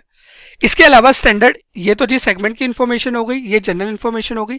एक चीज स्टैंडर्ड और बोलता है जिसका नाम है एंटिटी वाइज इन्फॉर्मेशन, जहां पे वो बोलता है कि अगर कोई मेजर कस्टमर है जिसका रेवेन्यू मेजर है, एक तो उसके बारे में, मतलब उसका रेवेन्यू बताओ, नंबर ऑफ कस्टमर बताओ। दूसरा आपका रेवेन्यू बताओ कि आपका कंट्री जिसमें आपका डोमिसाइल है, जैसे ए लिमिटेड है तो मैं मान रहा हूँ इंडिया में है, तो इंडिया में इसका कितना रेवेन्यू है, इंडिया से बाहर कितना रेवेन्यू है। इसके एसेट्स बताओ कि इंडिया में कितने एसेट्स है, इंडिया से बाहर कितने एसेट्स है। तो इंडेस 108 ये आपसे डिस्क्लोज करने की बात करता है। जब वो रेवेन्यू की बात करता है तो वो एक्सक्लूडिंग जीएसटी करता है, क्योंकि जो आपका रेवेन्यू बुक होता है पीएनएल में, वो एक्सक्लूडिंग जीएसटी होता है। मानते हो बात? इसमें बस यही करना है, पूरे क्वेश्चन में यही है। देखो आपके पास दो सेगमेंट है, पहले आएगा जनरल इंफॉर्मेशन। जनरल इंफॉर्मेशन में क्या आएगा दोस्त, आपने बोला एक सेगमेंट है कोटिंग, एक सेगमेंट है अदर्स। कोटिंग की डिटेल दे दी, ये एज इट इज चिपका देना। अदर्स की डिटेल दे दी, ये एज इट इज चिपका देना। दिखाऊं? देखो कंपनी के पास ये ऑपरेटिंग सेगमेंट है, एक है कोटिंग, एक है अदर्स। कोटिंग की डिटेल जो क्वेश्चन में दी थी, अदर्स की डिटेल। अब आएगी सेगमेंट की इंफॉर्मेशन। लो जी, ये आपका रेवेन्यू है इंक्लूडिंग जीएसटी। अरे यार इंक्लूडिंग जीएसटी है तो जीएसटी आपको हटाना पड़ेगा। क्यों हटाना पड़ेगा? अरे जीएसटी मेरा रेवेन्यू थोड़ी ना होता है, वो तो गवर्नमेंट को मुझे पे करना है, तो वो मेरे कभी भी रेवेन्यू का पार्ट नहीं बनता। इन्होंने कर रखा है, इसीलिए आपको ये हटाना पड़ेगा। तो इसमें से ये घटाना, 42,000 में से 1800 घटाना, तो सेगमेंट के रेवेन्यू आएंगे। फिर उसमें आप ये अदर ऑपरेटिंग इनकम और जोड़ दोगे, तो आपके सेगमेंट के टोटल रेवेन्यूज आ जाएंगे। मतलब external revenue plus operating revenue कर दोगे तो सेगमेंट के रेवेन्यू आ जाएंगे। ये सेगमेंट के रिजल्ट्स दे दिए, ये सेगमेंट के एसेट्स दे दिए, ये सेगमेंट की लायबिलिटीज दे दी। तो पहले मैं आपको ये दिखा देता हूँ। आई जस्ट चेंज इट, ये मेरे से गलत रह गया। दिस इज कोटिंग, ये आपके सेगमेंट के रेवेन्यू है, जीएसटी मैंने हटा दिया, इसमें अदर ऑपरेटिंग इनकम डाल दी, तो ये मेरे टोटल सेगमेंट के रेवेन्यू आ गए। ठीक है, तो आपने सेगमेंट 1, सेगमेंट 2 और ये टोटल लिखा। सेम वे में आपको सेगमेंट के रिजल्ट लिखने हैं, ये दोनों मैंने लिख दिए। सेगमेंट के एसेट लिखने हैं, ये मैंने लिख दिया, टोटल यहां लिख दिया। सेगमेंट की लायबिलिटी लिखनी है, ये मैंने लिख दी। अब जो भी अनअलोकेबल डिटेल्स दी होगी, जो अभी भी सेगमेंट्स में नहीं बटी होगी, वो मैं रिकंसिलेशंस के लिए यूज करूंगा। देखिए unallocable income net of income taxes इतना, ये ऐसी इनकम है जो आपने अभी क्या किया है, बांटी नहीं है, तो ठीक है अनअलोकेबल इनकम में दिखा दो। लो जी, ये सेगमेंट के रिजल्ट्स है, इसमें मैंने दिखा दिया अनअलोकेबल इनकम, तो ये आ गया टोटल प्रॉफिट। इसके बाद इसने बोला है इंटरेस्ट चार्जेस इतना है। देखो इंटरेस्ट चार्जेस जनरली एलोकेट नहीं होते हैं, क्योंकि बहुत बार किसी सेगमेंट से रिलेटेड नहीं होते, सबसे रिलेटेड होते हैं, तो इसीलिए आप उसे अलग से दिखा सकते हो। बाकी तो जो जैसे क्वेश्चन बोलेगा अपन वैसे करेंगे। क्वेश्चन ने बांट के नहीं दिया तो मैं मानूंगा अलग से, तो ये मैंने अलग से दिखा दिए। ठीक है, ये आ गया मेरे पे profit before exceptional item. Exceptional item मेरे पे कुछ है नहीं, ये आ गया। अगली लाइन पे क्वेश्चन ने मुझे टैक्स दे दिया, तो मैं करंट टैक्स और डेफर्ड टैक्स अलग अलग से दिखा दूंगा। ये देख लो, ये मेरा करंट टैक्स आ गया, डेफर्ड टैक्स आ गया, ये प्रॉफिट आफ्टर टैक्स आ गया। ये है मेरे फाइनेंशियल्स का प्रॉफिट, ये है मेरे सेगमेंट का प्रॉफिट। तो सेगमेंट के प्रॉफिट से मैंने फाइनेंशियल के प्रॉफिट की रिकंसिलेशन बना दी। ठीक है, आगे देखें। लो जी, यहां तक हो गया। ये इसने दिया है इन्वेस्टमेंट और अदर एसेट, अनअलोकेबल इन्वेस्टमेंट और अदर एसेट। तो मतलब ये कौन से एसेट्स है? अनअलोकेबल एसेट्स है दोनों। तो लिखो जी, ये लो। देखो यहाँ पे ना छोटी सी गलती जो बच्चा करता है ना, वो करता है थाउजेंड्स और लैक्स की। या तो आपको कंसेप्ट ही नहीं आता तो अलग बात है, बट यहाँ पे ना सारे नंबर्स लैक्स में है। ये जो ऊपर वाले नंबर्स है ना ये सारे आपके लैक्स में है, और नीचे वाले सारे नंबर एब्सोल्यूट नंबर है, तो आपको थोड़ा सा ना ध्यान रखना पड़ेगा। ये अनअलोकेबल लायबिलिटीज है आपकी तीनों, लिख दो, ये लो। फिर ये कैपिटल एक्सपेंडिचर और डेप्रिसिएशन दिया हुआ है अलग अलग, वो मैंने लिख दिया, अगले पैराग्राफ में दिया हुआ है देख लो। ये डेप्रिसिएशन दे दिया, कैपिटल एक्सपेंडिचर की कोटिंग का कितना है, अदर्स का कितना है, सेम वे में कोटिंग का है या अदर्स का। ये रेवेन्यू दे दिया कि रेवेन्यू इंडिया से बाहर का कितना है और एसेट इंडिया से बाहर के कितने हैं, लो जी। तो जब मैं इंफॉर्मेशन देता हूं एंटिटी लेवल की तो मैंने कहा रेवेन्यू, सेगमेंट एसेट और कैपिटल एक्सपेंडिचर, इंडिया से बाहर के इतने हैं। अब इंडिया के कितने होंगे ये सोचने वाली बात है, तो इसके लिए मैंने क्या किया, मैंने कहा मेरे टोटल रेवेन्यूज कितने हैं, ये टोटल एसेट कितने हैं दोस्त, ये इनको मैंने लिखा, ये मैंने टोटल लिखा। If this is A, this is B, तो this is A minus B, मेरा बैलेंसिंग फिगर आ गया। अब सर कैपिटल एक्सपेंडिचर कैसे लिखा, देखो क्वेश्चन ने कुछ नहीं दिया तो मैंने माना कि जितना भी कैपिटल एक्सपेंडिचर किया है सारा का सारा इंडिया में किया है और मैंने क्वेश्चन सॉल्व कर दिया। क्वेश्चन अगर बता देता कि आउटसाइड इंडिया कितना है तो मैं वो ले लेता, क्वेश्चन ने कुछ नहीं बोला तो मैं मान रहा हूं कि सारा का सारा इंडिया में किया है। ठीक है जी, डन है, समझ आती है बात, इजी क्वेश्चन था ये भी। चलो आगे बात करते हैं, question number 5B, I guess fifth question चल रहा है अपना, फिफ्थ का बी, बहुत बढ़िया। ये इंड AS 37 का आपके पास एक क्वेश्चन आ रखा है जहां पर वो आपसे ऑब्लिगेशन को आइडेंटिफाई करने की बात कर रहा है कि बताओ जी किस तरीके की आपकी ऑब्लिगेशन है। चलो देख लेते हैं। देखिए, T company limited is a telecom operator, laying off cables across the world is a requirement to enable the entity to run its business. Entity का जो काम है ना वो है कि भैया केबल्स बिछाना ताकि उससे कुछ रेवेन्यू आ सके उसे। Cables are also laid under the sea and the contracts are entered into for the same.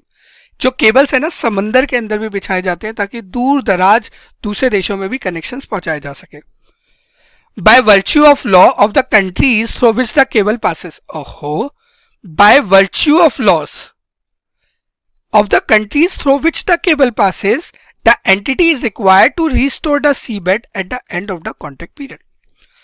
हुआ क्या, जैसे जैसे आप केबल बिछाते जा रहे हो आप समंदर के साथ छेड़खानी कर रहे हो। तो अगर आपको पीपीई के अंदर डीकमिशनिंग लायबिलिटी याद हो तो वहां पे यही होता था ना, जैसे ऑयल के केस में क्या होता था, आप ऑयल रिग्स बना देते थे, फिर जब उन रिग्स को हटाओगे तो आपके सी बेड डैमेज हो जाते थे, आपको उन्हें रिस्टोर करना पड़ता था, आपकी डीकमिशनिंग लायबिलिटी होती थी, करेक्ट। सेम वे में यहाँ पे भी यही है, आपने सी बेड के अंदर जो वायर बिछाए हैं जब आप उन वायर को हटाओगे तो आपको सी बेड को ठीक करना पड़ेगा, तो एक तरीके से आपकी डीकमिशनिंग लायबिलिटी है। अब ये जो ऑब्लिगेशन आ रही है डीकमिशनिंग की, दो रीजन से आ सकती है। देखो हमेशा याद रखना है, इंड AS 37 कहता है जो ऑब्लिगेशन होती है दो रीजन से होती है, either because of legal reason या कॉन्स्ट्रक्टिव रीजन। कंस्ट्रक्टिव मतलब जब आपकी पास्ट प्रैक्टिसेस वगैरह कुछ इस तरीके की है जिसकी वजह से लोगों के दिल में एक्सपेक्टेशन है कि आप ऐसा काम करोगे, तो कंस्ट्रक्टिव हो गई, बट यहाँ पे तो ऐसा कुछ नहीं है। और लीगल वो है जो किसी लीगल कॉन्ट्रैक्ट या लॉ की वजह से अराइज हो रही है। यहाँ पे तो आया ना कि जो आपकी डीकमिशनिंग की लायबिलिटी है वो क्यों आ रही है, लॉ की वजह से आ रही है। तो आपकी कौन सी ऑब्लिगेशन है, लीगल ऑब्लिगेशन है। तो do you have a obligation, yes we have a obligation. कितनी, उतनी जितने आपने केबल्स बिछाए हैं, उतनी जितनी आपने केबल्स बिछाए हैं उससे कॉरेस्पॉन्डिंग जो भी आपकी डीकमिशनिंग लायबिलिटी बननी चाहिए, आइडली आपको उतने का प्रोविजन बना देना चाहिए। करेक्ट, मानते हो बात, बस ये इसका आंसर है, ये देख लो। ये आपका 5B हो गया।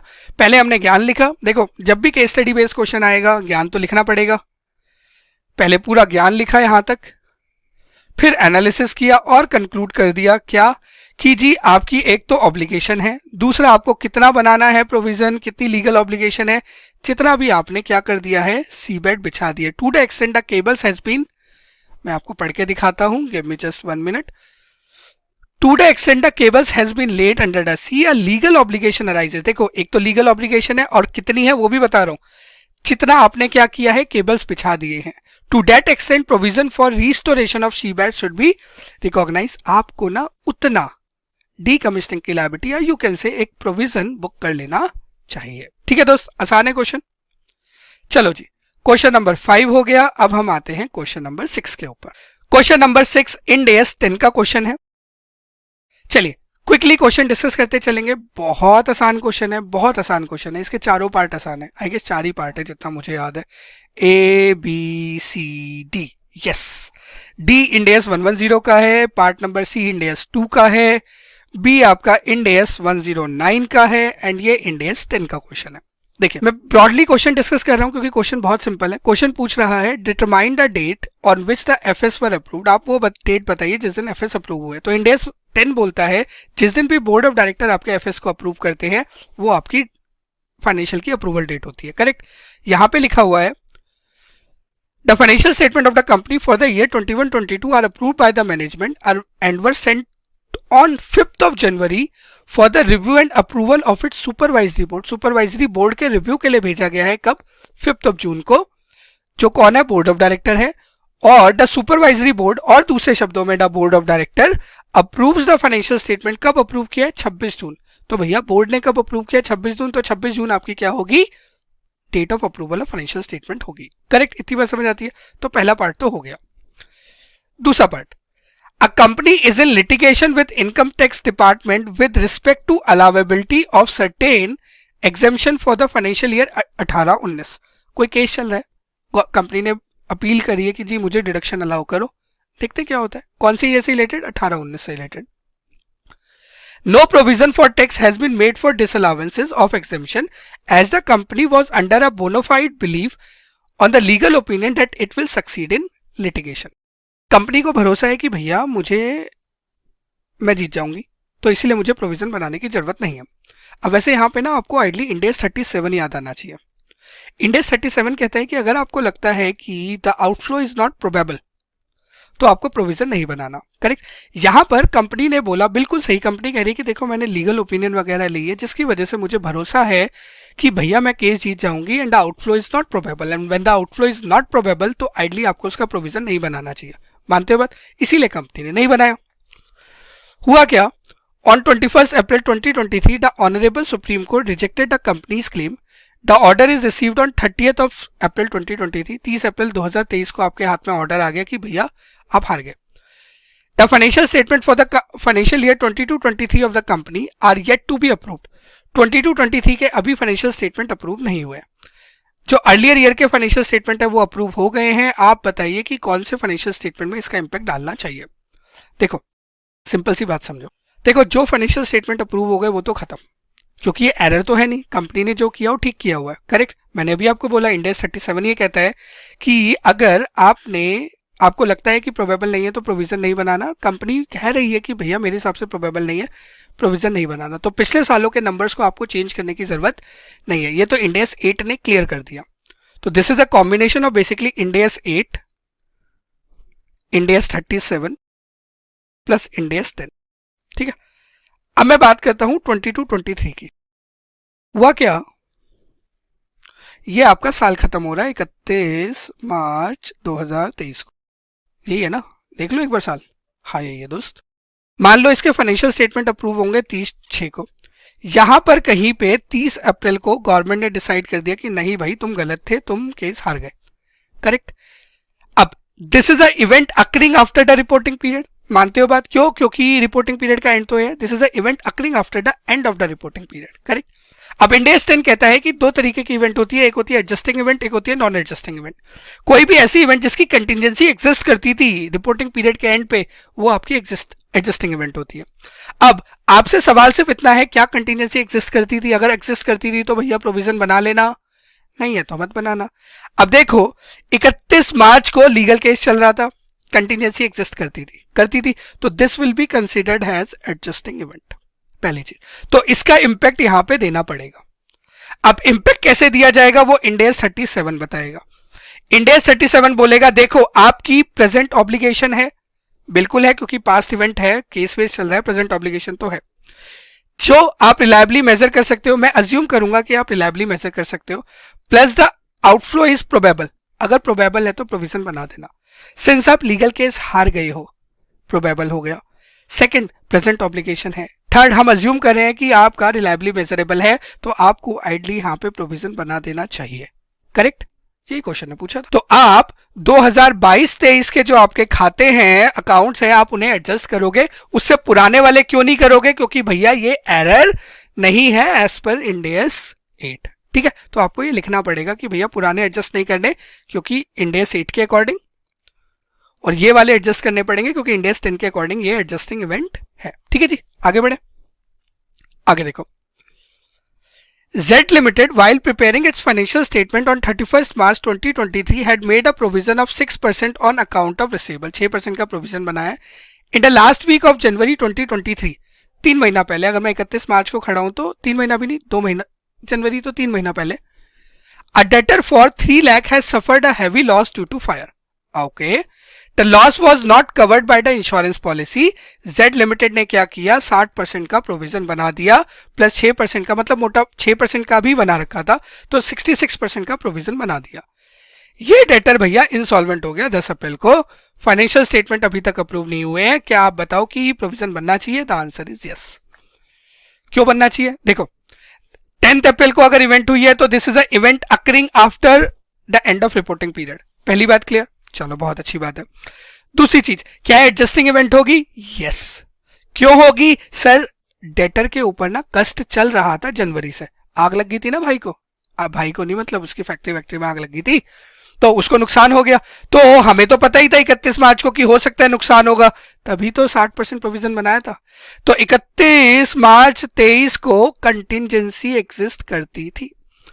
जब कंटिजेंसी एग्जिस्ट करती थी, 10 अप्रैल को पता लग गया कि भैया डूब गया पैसा, event occurring after balance sheet date, sorry reporting period end, क्या होगा? एडजस्टिंग इवेंट होगा। एडजस्टिंग इवेंट है तो क्या करना पड़ेगा?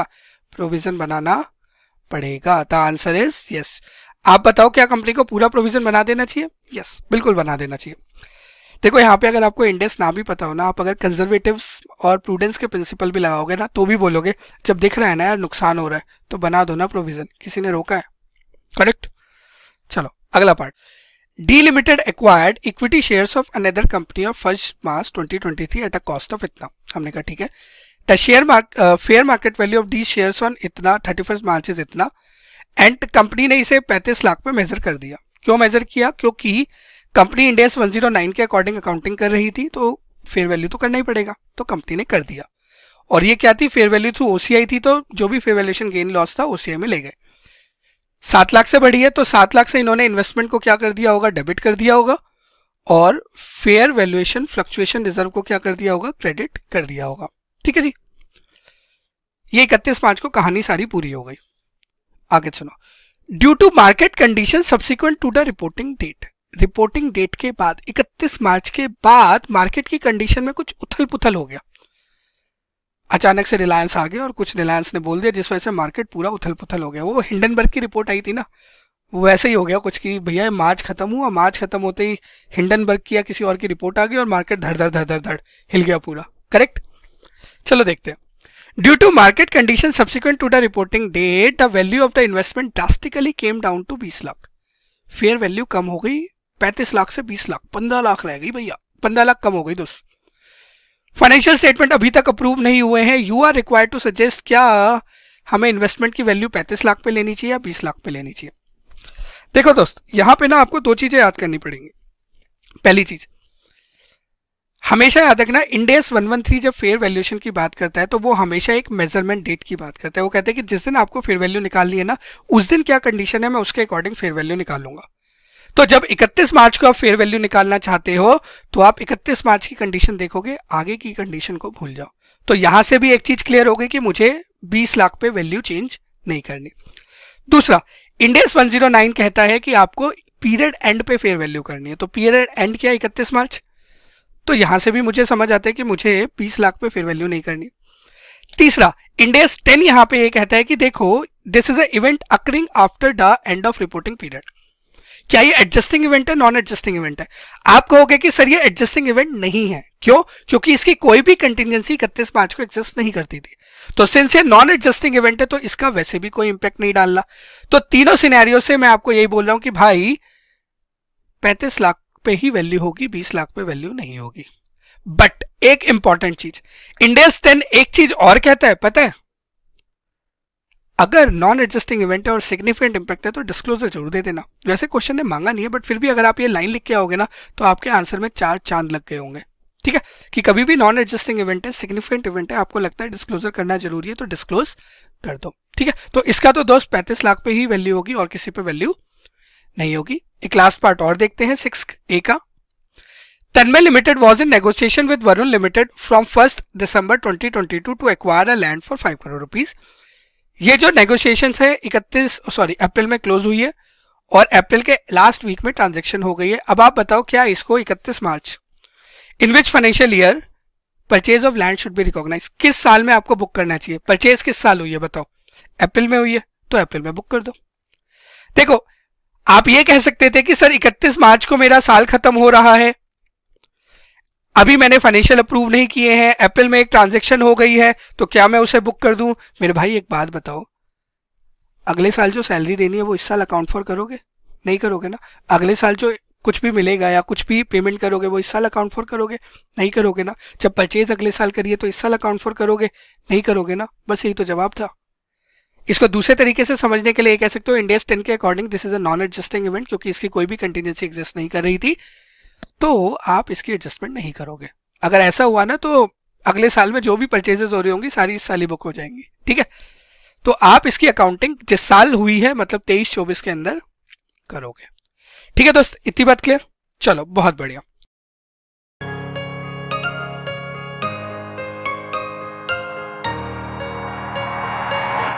पार्ट नंबर बी भी आसान है। पार्ट नंबर बी बेसिकली क्या बोल रहा है कि किसी होल्डिंग कंपनी ने अपनी सब्सिडी को कोई लोन दिया विच is a interest free loan.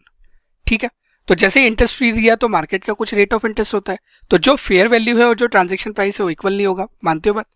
क्योंकि इंडेस 109 तो कहते हैं इनिशियल रिकॉग्निशन फेयर वैल्यू पे करना है। कहते हो, मानते हो ना बात? ये नहीं या नहीं मानते? मानते हो। तो जो लोन दिया और जो उसकी फेयर वैल्यू है वो तो दोनों दोस्त अलग होंगे, तो जो भी उसका डिफरेंस है वो आपको अलग से अकाउंट फॉर करना पड़ेगा। सिंस होल्डिंग ने लोन दिया है सब्सिडी को, तो अगर होल्डिंग की बुक्स की अकाउंटिंग बोली होती तो होल्डिंग बोलता कि भैया मैंने इन्वेस्टमेंट करी है उसकी कैपिटल में, बट सिंस यहां पर आपसे मांगी है सब्सिडी की बुक्स तो आप बोलोगे कि आपके पास कैपिटल कंट्रीब्यूशन आया है और एक लोन आया है, फाइनेंशियल लायबिलिटी आया है। बस इतनी सी अकाउंटिंग होनी है और कुछ नहीं होना। चलो आओ पहले क्वेश्चन पढ़ा देता हूं, क्विकली रीड कर लेते हैं फिर आंसर दिखा देता हूं।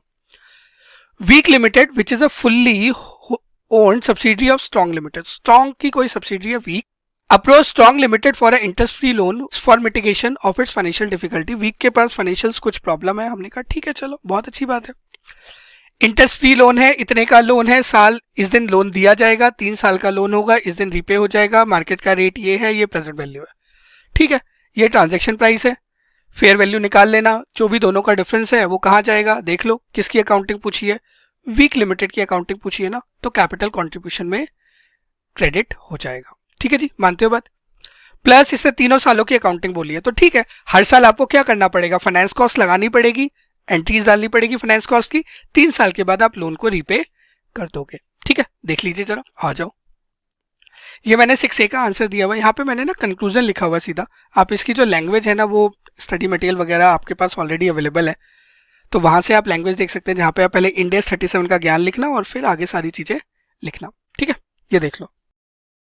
हमने कहा कि आपने 60 लाख का लोन दिया है, अगर मैं इसकी प्रेजेंट वैल्यू निकालना चाहूं क्योंकि ये बुलेट रीपेमेंट है 3 साल के बाद, तो ये आ जाएगी। ठीक है, एक बार चेक कर ले, यहाँ पे कुछ इक्वल तो कुछ नहीं दिया ना, रीपेबल बाय इतना, तो बुलेट रीपेमेंट में मान के चल रहा हूँ एक ही बार में पूरा रीपे हो जाएगा। तो जो डिफरेंस आ गया, this is my capital contribution. Entry क्या हो जाएगी? बैंक पैसे आए हैं, क्योंकि वीक की एंट्री डाल रहा हूँ तो पैसे आए हैं। जो इसकी प्रेजेंट वैल्यू है वो आपका एक तरीके से लोन हो गया और जो बाकी है वो आपका इक्विटी कॉन्ट्रीब्यूशन में चला जाएगा। पहले साल में आप ब्याज लगाओगे, ब्याज क्या होगा? Interest expense to loan. किस पे निकलेगा? जो भी रेट पे आपने डिस्काउंट किया है। किस रेट पे डिस्काउंट कर रहे हो दोस्त? 8% पे, तो आप 8% पे बुक करोगे। कैसे निकलेगा? 4762,800 इंटू में 8%। दूसरे साल का भी सेम तरीके से इंटरेस्ट लग जाएगा, तीसरे साल का भी लग जाएगा और तीसरे साल के एंड पे आप रीपे कर दोगे, लोन टू बैंक कर क्लोज कर दोगे। ये मैंने हर साल का आपका इंटरेस्ट कैलकुलेट कर रखा है लोन अमोर्टाइजेशन टेबल से।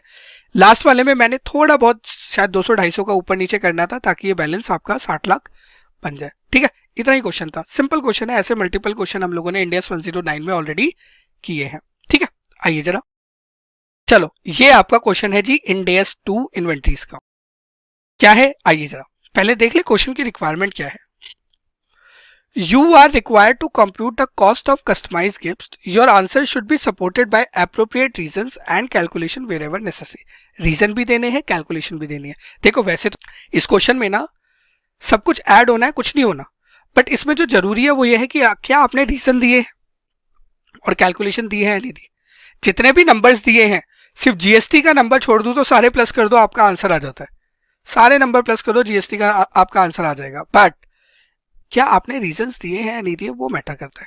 ठीक है, चलो आओ चलो। ऑन 1 दिसंबर 2022 कंपनी के पास एक ऑर्डर आया है रेन लिमिटेड से for the supply of 15,000 customised gifts. On 4 December 2022 to meet the order company ने क्या किया है, 20,000 kg ऑफ सर्टेन मटेरियल खरीदा है इतने पे। हमने कहा ओके। परचेज प्राइस में 10 रुपए का आपका क्या है जीएसटी, तो उसे हटा देना, तो 100 रुपए की आपकी कॉस्ट बचेगी। 20,000 इंटू में 100 रुपया। ठीक है, फ्रेट आपने इनकर किया है तो ये भी आपकी इन्वेंट्री की कॉस्ट का पार्ट बनेगा, आप ऐड कर देना। जनवरी 2023 में कंपनी ने क्या खर्चा किया है, ये खर्चे किए हैं, तो भैया ये भी आपके गिफ्ट के लिए है, डिजाइनिंग के लिए है, तो आपको इसको भी ऐड करना पड़ेगा। सैंपल चेक किया and the management of the rain limited did not approve the design. हमने कहा ठीक है, कुछ मॉडिफिकेशंस करी तो एक तरीके से रिसर्च हो गई, this is your production overhead हो गया एक तरीके से। हमने कहा ठीक है, तो उन्होंने उसके बाद इतना इतना खर्चा किया तो ये भी ऐड हो जाएगा। ये स्क्रैप किया, स्क्रैप आपको किया है तो माइनस करना पड़ेगा क्योंकि एक तरीके से इनकम है। फरवरी में उसने इतना खर्चा किया, इतना खर्चा किया, इतना खर्चा किया। डेप्रिसिएशन भी कॉस्ट का पार्ट होगा, याद रखना। क्यों? क्योंकि इन्वेंट्री बनाने के लिए यूज हो रहा है। Correct, that's it. सिर्फ जोड़ दो यार, काम खत्म। कोई भी अब नॉर्मल लॉस नहीं है, डन। ये देख लो, प्रेजेंटेशन है बस इस क्वेश्चन में, कुछ नहीं है यार। ये देखो, ये मैंने ना सारी चीजें लिख दी, ये मैंने इसके रिमार्क्स ब्रॉडली लिख दिए कि क्या क्या आपके रिमार्क्स डल सकते हैं, बस इतना सा क्वेश्चन था। करेक्ट। आओ जी लास्ट क्वेश्चन पे आते हैं। This is loss of control in AS 110। ठीक है, चलो। ऑन 1 अप्रैल 2021 पी लिमिटेड ने क्या किया है, 100% शेयर एक्वायर किए हैं एस लिमिटेड के फॉर 75 लाख। उस दिन नेट एसेट्स कितने के थे, 60 लाख के थे, तो 15 लाख की क्या हो जाएगी, गुडविल हो जाएगी। एनसीआई कितना होगा, 0। बोलो क्यों? अरे सर 100% एक्वायर कर तो लिया भाई, उसके बाद भी एनसीआई आएगा? नहीं आएगा ना दोस्त। ऑन 31 मार्च 2023 2 साल के बाद कंपनी ने 80% शेयर बेच दिए। ओके, 80% बेचने से क्या होगा, कंट्रोल चला जाएगा। पहले 100% था, 80% बेच दोगे, 20% बचा, अब कंट्रोल चला गया। कंट्रोल चला गया है तो आपको लॉस ऑफ कंट्रोल की अकाउंटिंग करनी पड़ेगी और जो भी डिफरेंशियल गेन लॉस होगा कहाँ जाएगा, प्रॉफिट एंड लॉस में जाएगा। ठीक है, कितने रुपए में बेचा, इतने में बेच दिया। At the date of disposal जो आपके नेट एसेट थे एक्सक्लूडिंग गुडविल वो इतना था, गुडविल कितने की रहेगी, 15 लाख की रहेगी। जो रिमेनिंग इन्वेस्टमेंट है उसकी वैल्यू इतनी है। हमने कहा ठीक है, गेन लॉस निकालना है और सेपरेट फाइनेंशियल स्टेटमेंट और कंसोलिडेटेड में एंट्रीज बतानी है। देखो सेपरेट फाइनेंशियल स्टेटमेंट में क्या होगा, 114 लाख का बेचा, 80% सेल किया है, ये तो सेलिंग प्राइस है।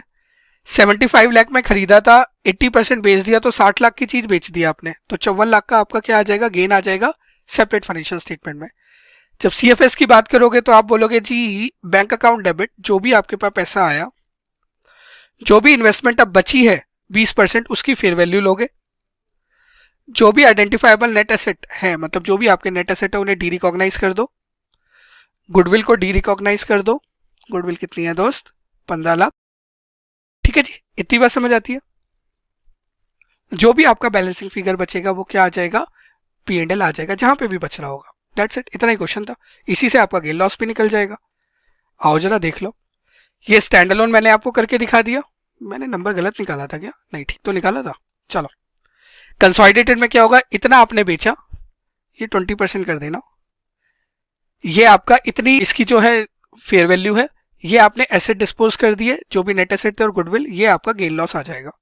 ये हमने एंट्री बना दी, ये जो अभी मैं एंट्री की बात कर रहा था, क्रेडिट में गेन बच गया, और ये आपकी सेपरेट फाइनेंशियल स्टेटमेंट की एंट्री होगी, इतने पैसे आए, इतनी इन्वेस्टमेंट गई, और ये आपका गेन ऑन सेल आ गया, ये भी P&L के अंदर जाएगा। ठीक है दोस्त, तो दोस्त ये था आपका मोटा मोटा पेपर, जो मैंने बहुत डिटेल में कोशिश करी है कि आपसे डिस्कस करूं। उम्मीद भी करता हूं कि आपको चीजें समझ आई होगी। अगर आपको कहीं पे भी कुछ भी दिक्कत लग रही है, कोई भी कमेंट लग रहा है, तो कुछ भी लग रहा है, डाउट है कुछ, तो आप कमेंट बॉक्स में नीचे मुझे लिख सकते हैं, we will revert to you. और एक और चीज यहाँ पे याद रखना, देखो ये जो आंसर्स है these are best to our knowledge, कभी कभी क्या होता है आईसीआई की अजम्पशंस में डिफर, तो देर इज अ पॉसिबिलिटी कि हो सकता है ये जो आंसर है और जो आईसीआई के आंसर है उसमें थोड़ा डिफरेंस हो सकता है, तो उसको प्लीज कंसिडर करके चलना, क्योंकि these are subject to the best of my knowledge. ठीक है जी, इतनी बात समझ आती है। कहीं पे भी अगर गलती से भी कोई अर्थमेटिकल एक्यूरेसी में कुछ एरर रह गई हो या कहीं पे भी कुछ भी छोटा मोटा रह गया हो, कहीं पे ABC की जगह कुछ गलत लिख दिया हो, तो प्लीज उसको भी इग्नोर कर देना। ठीक है जी, आई होप कि आपको ये वीडियो पसंद आएगी और आप इसको अपने दोस्तों के साथ भी शेयर करोगे। Thank you very much. जय श्री श्याम।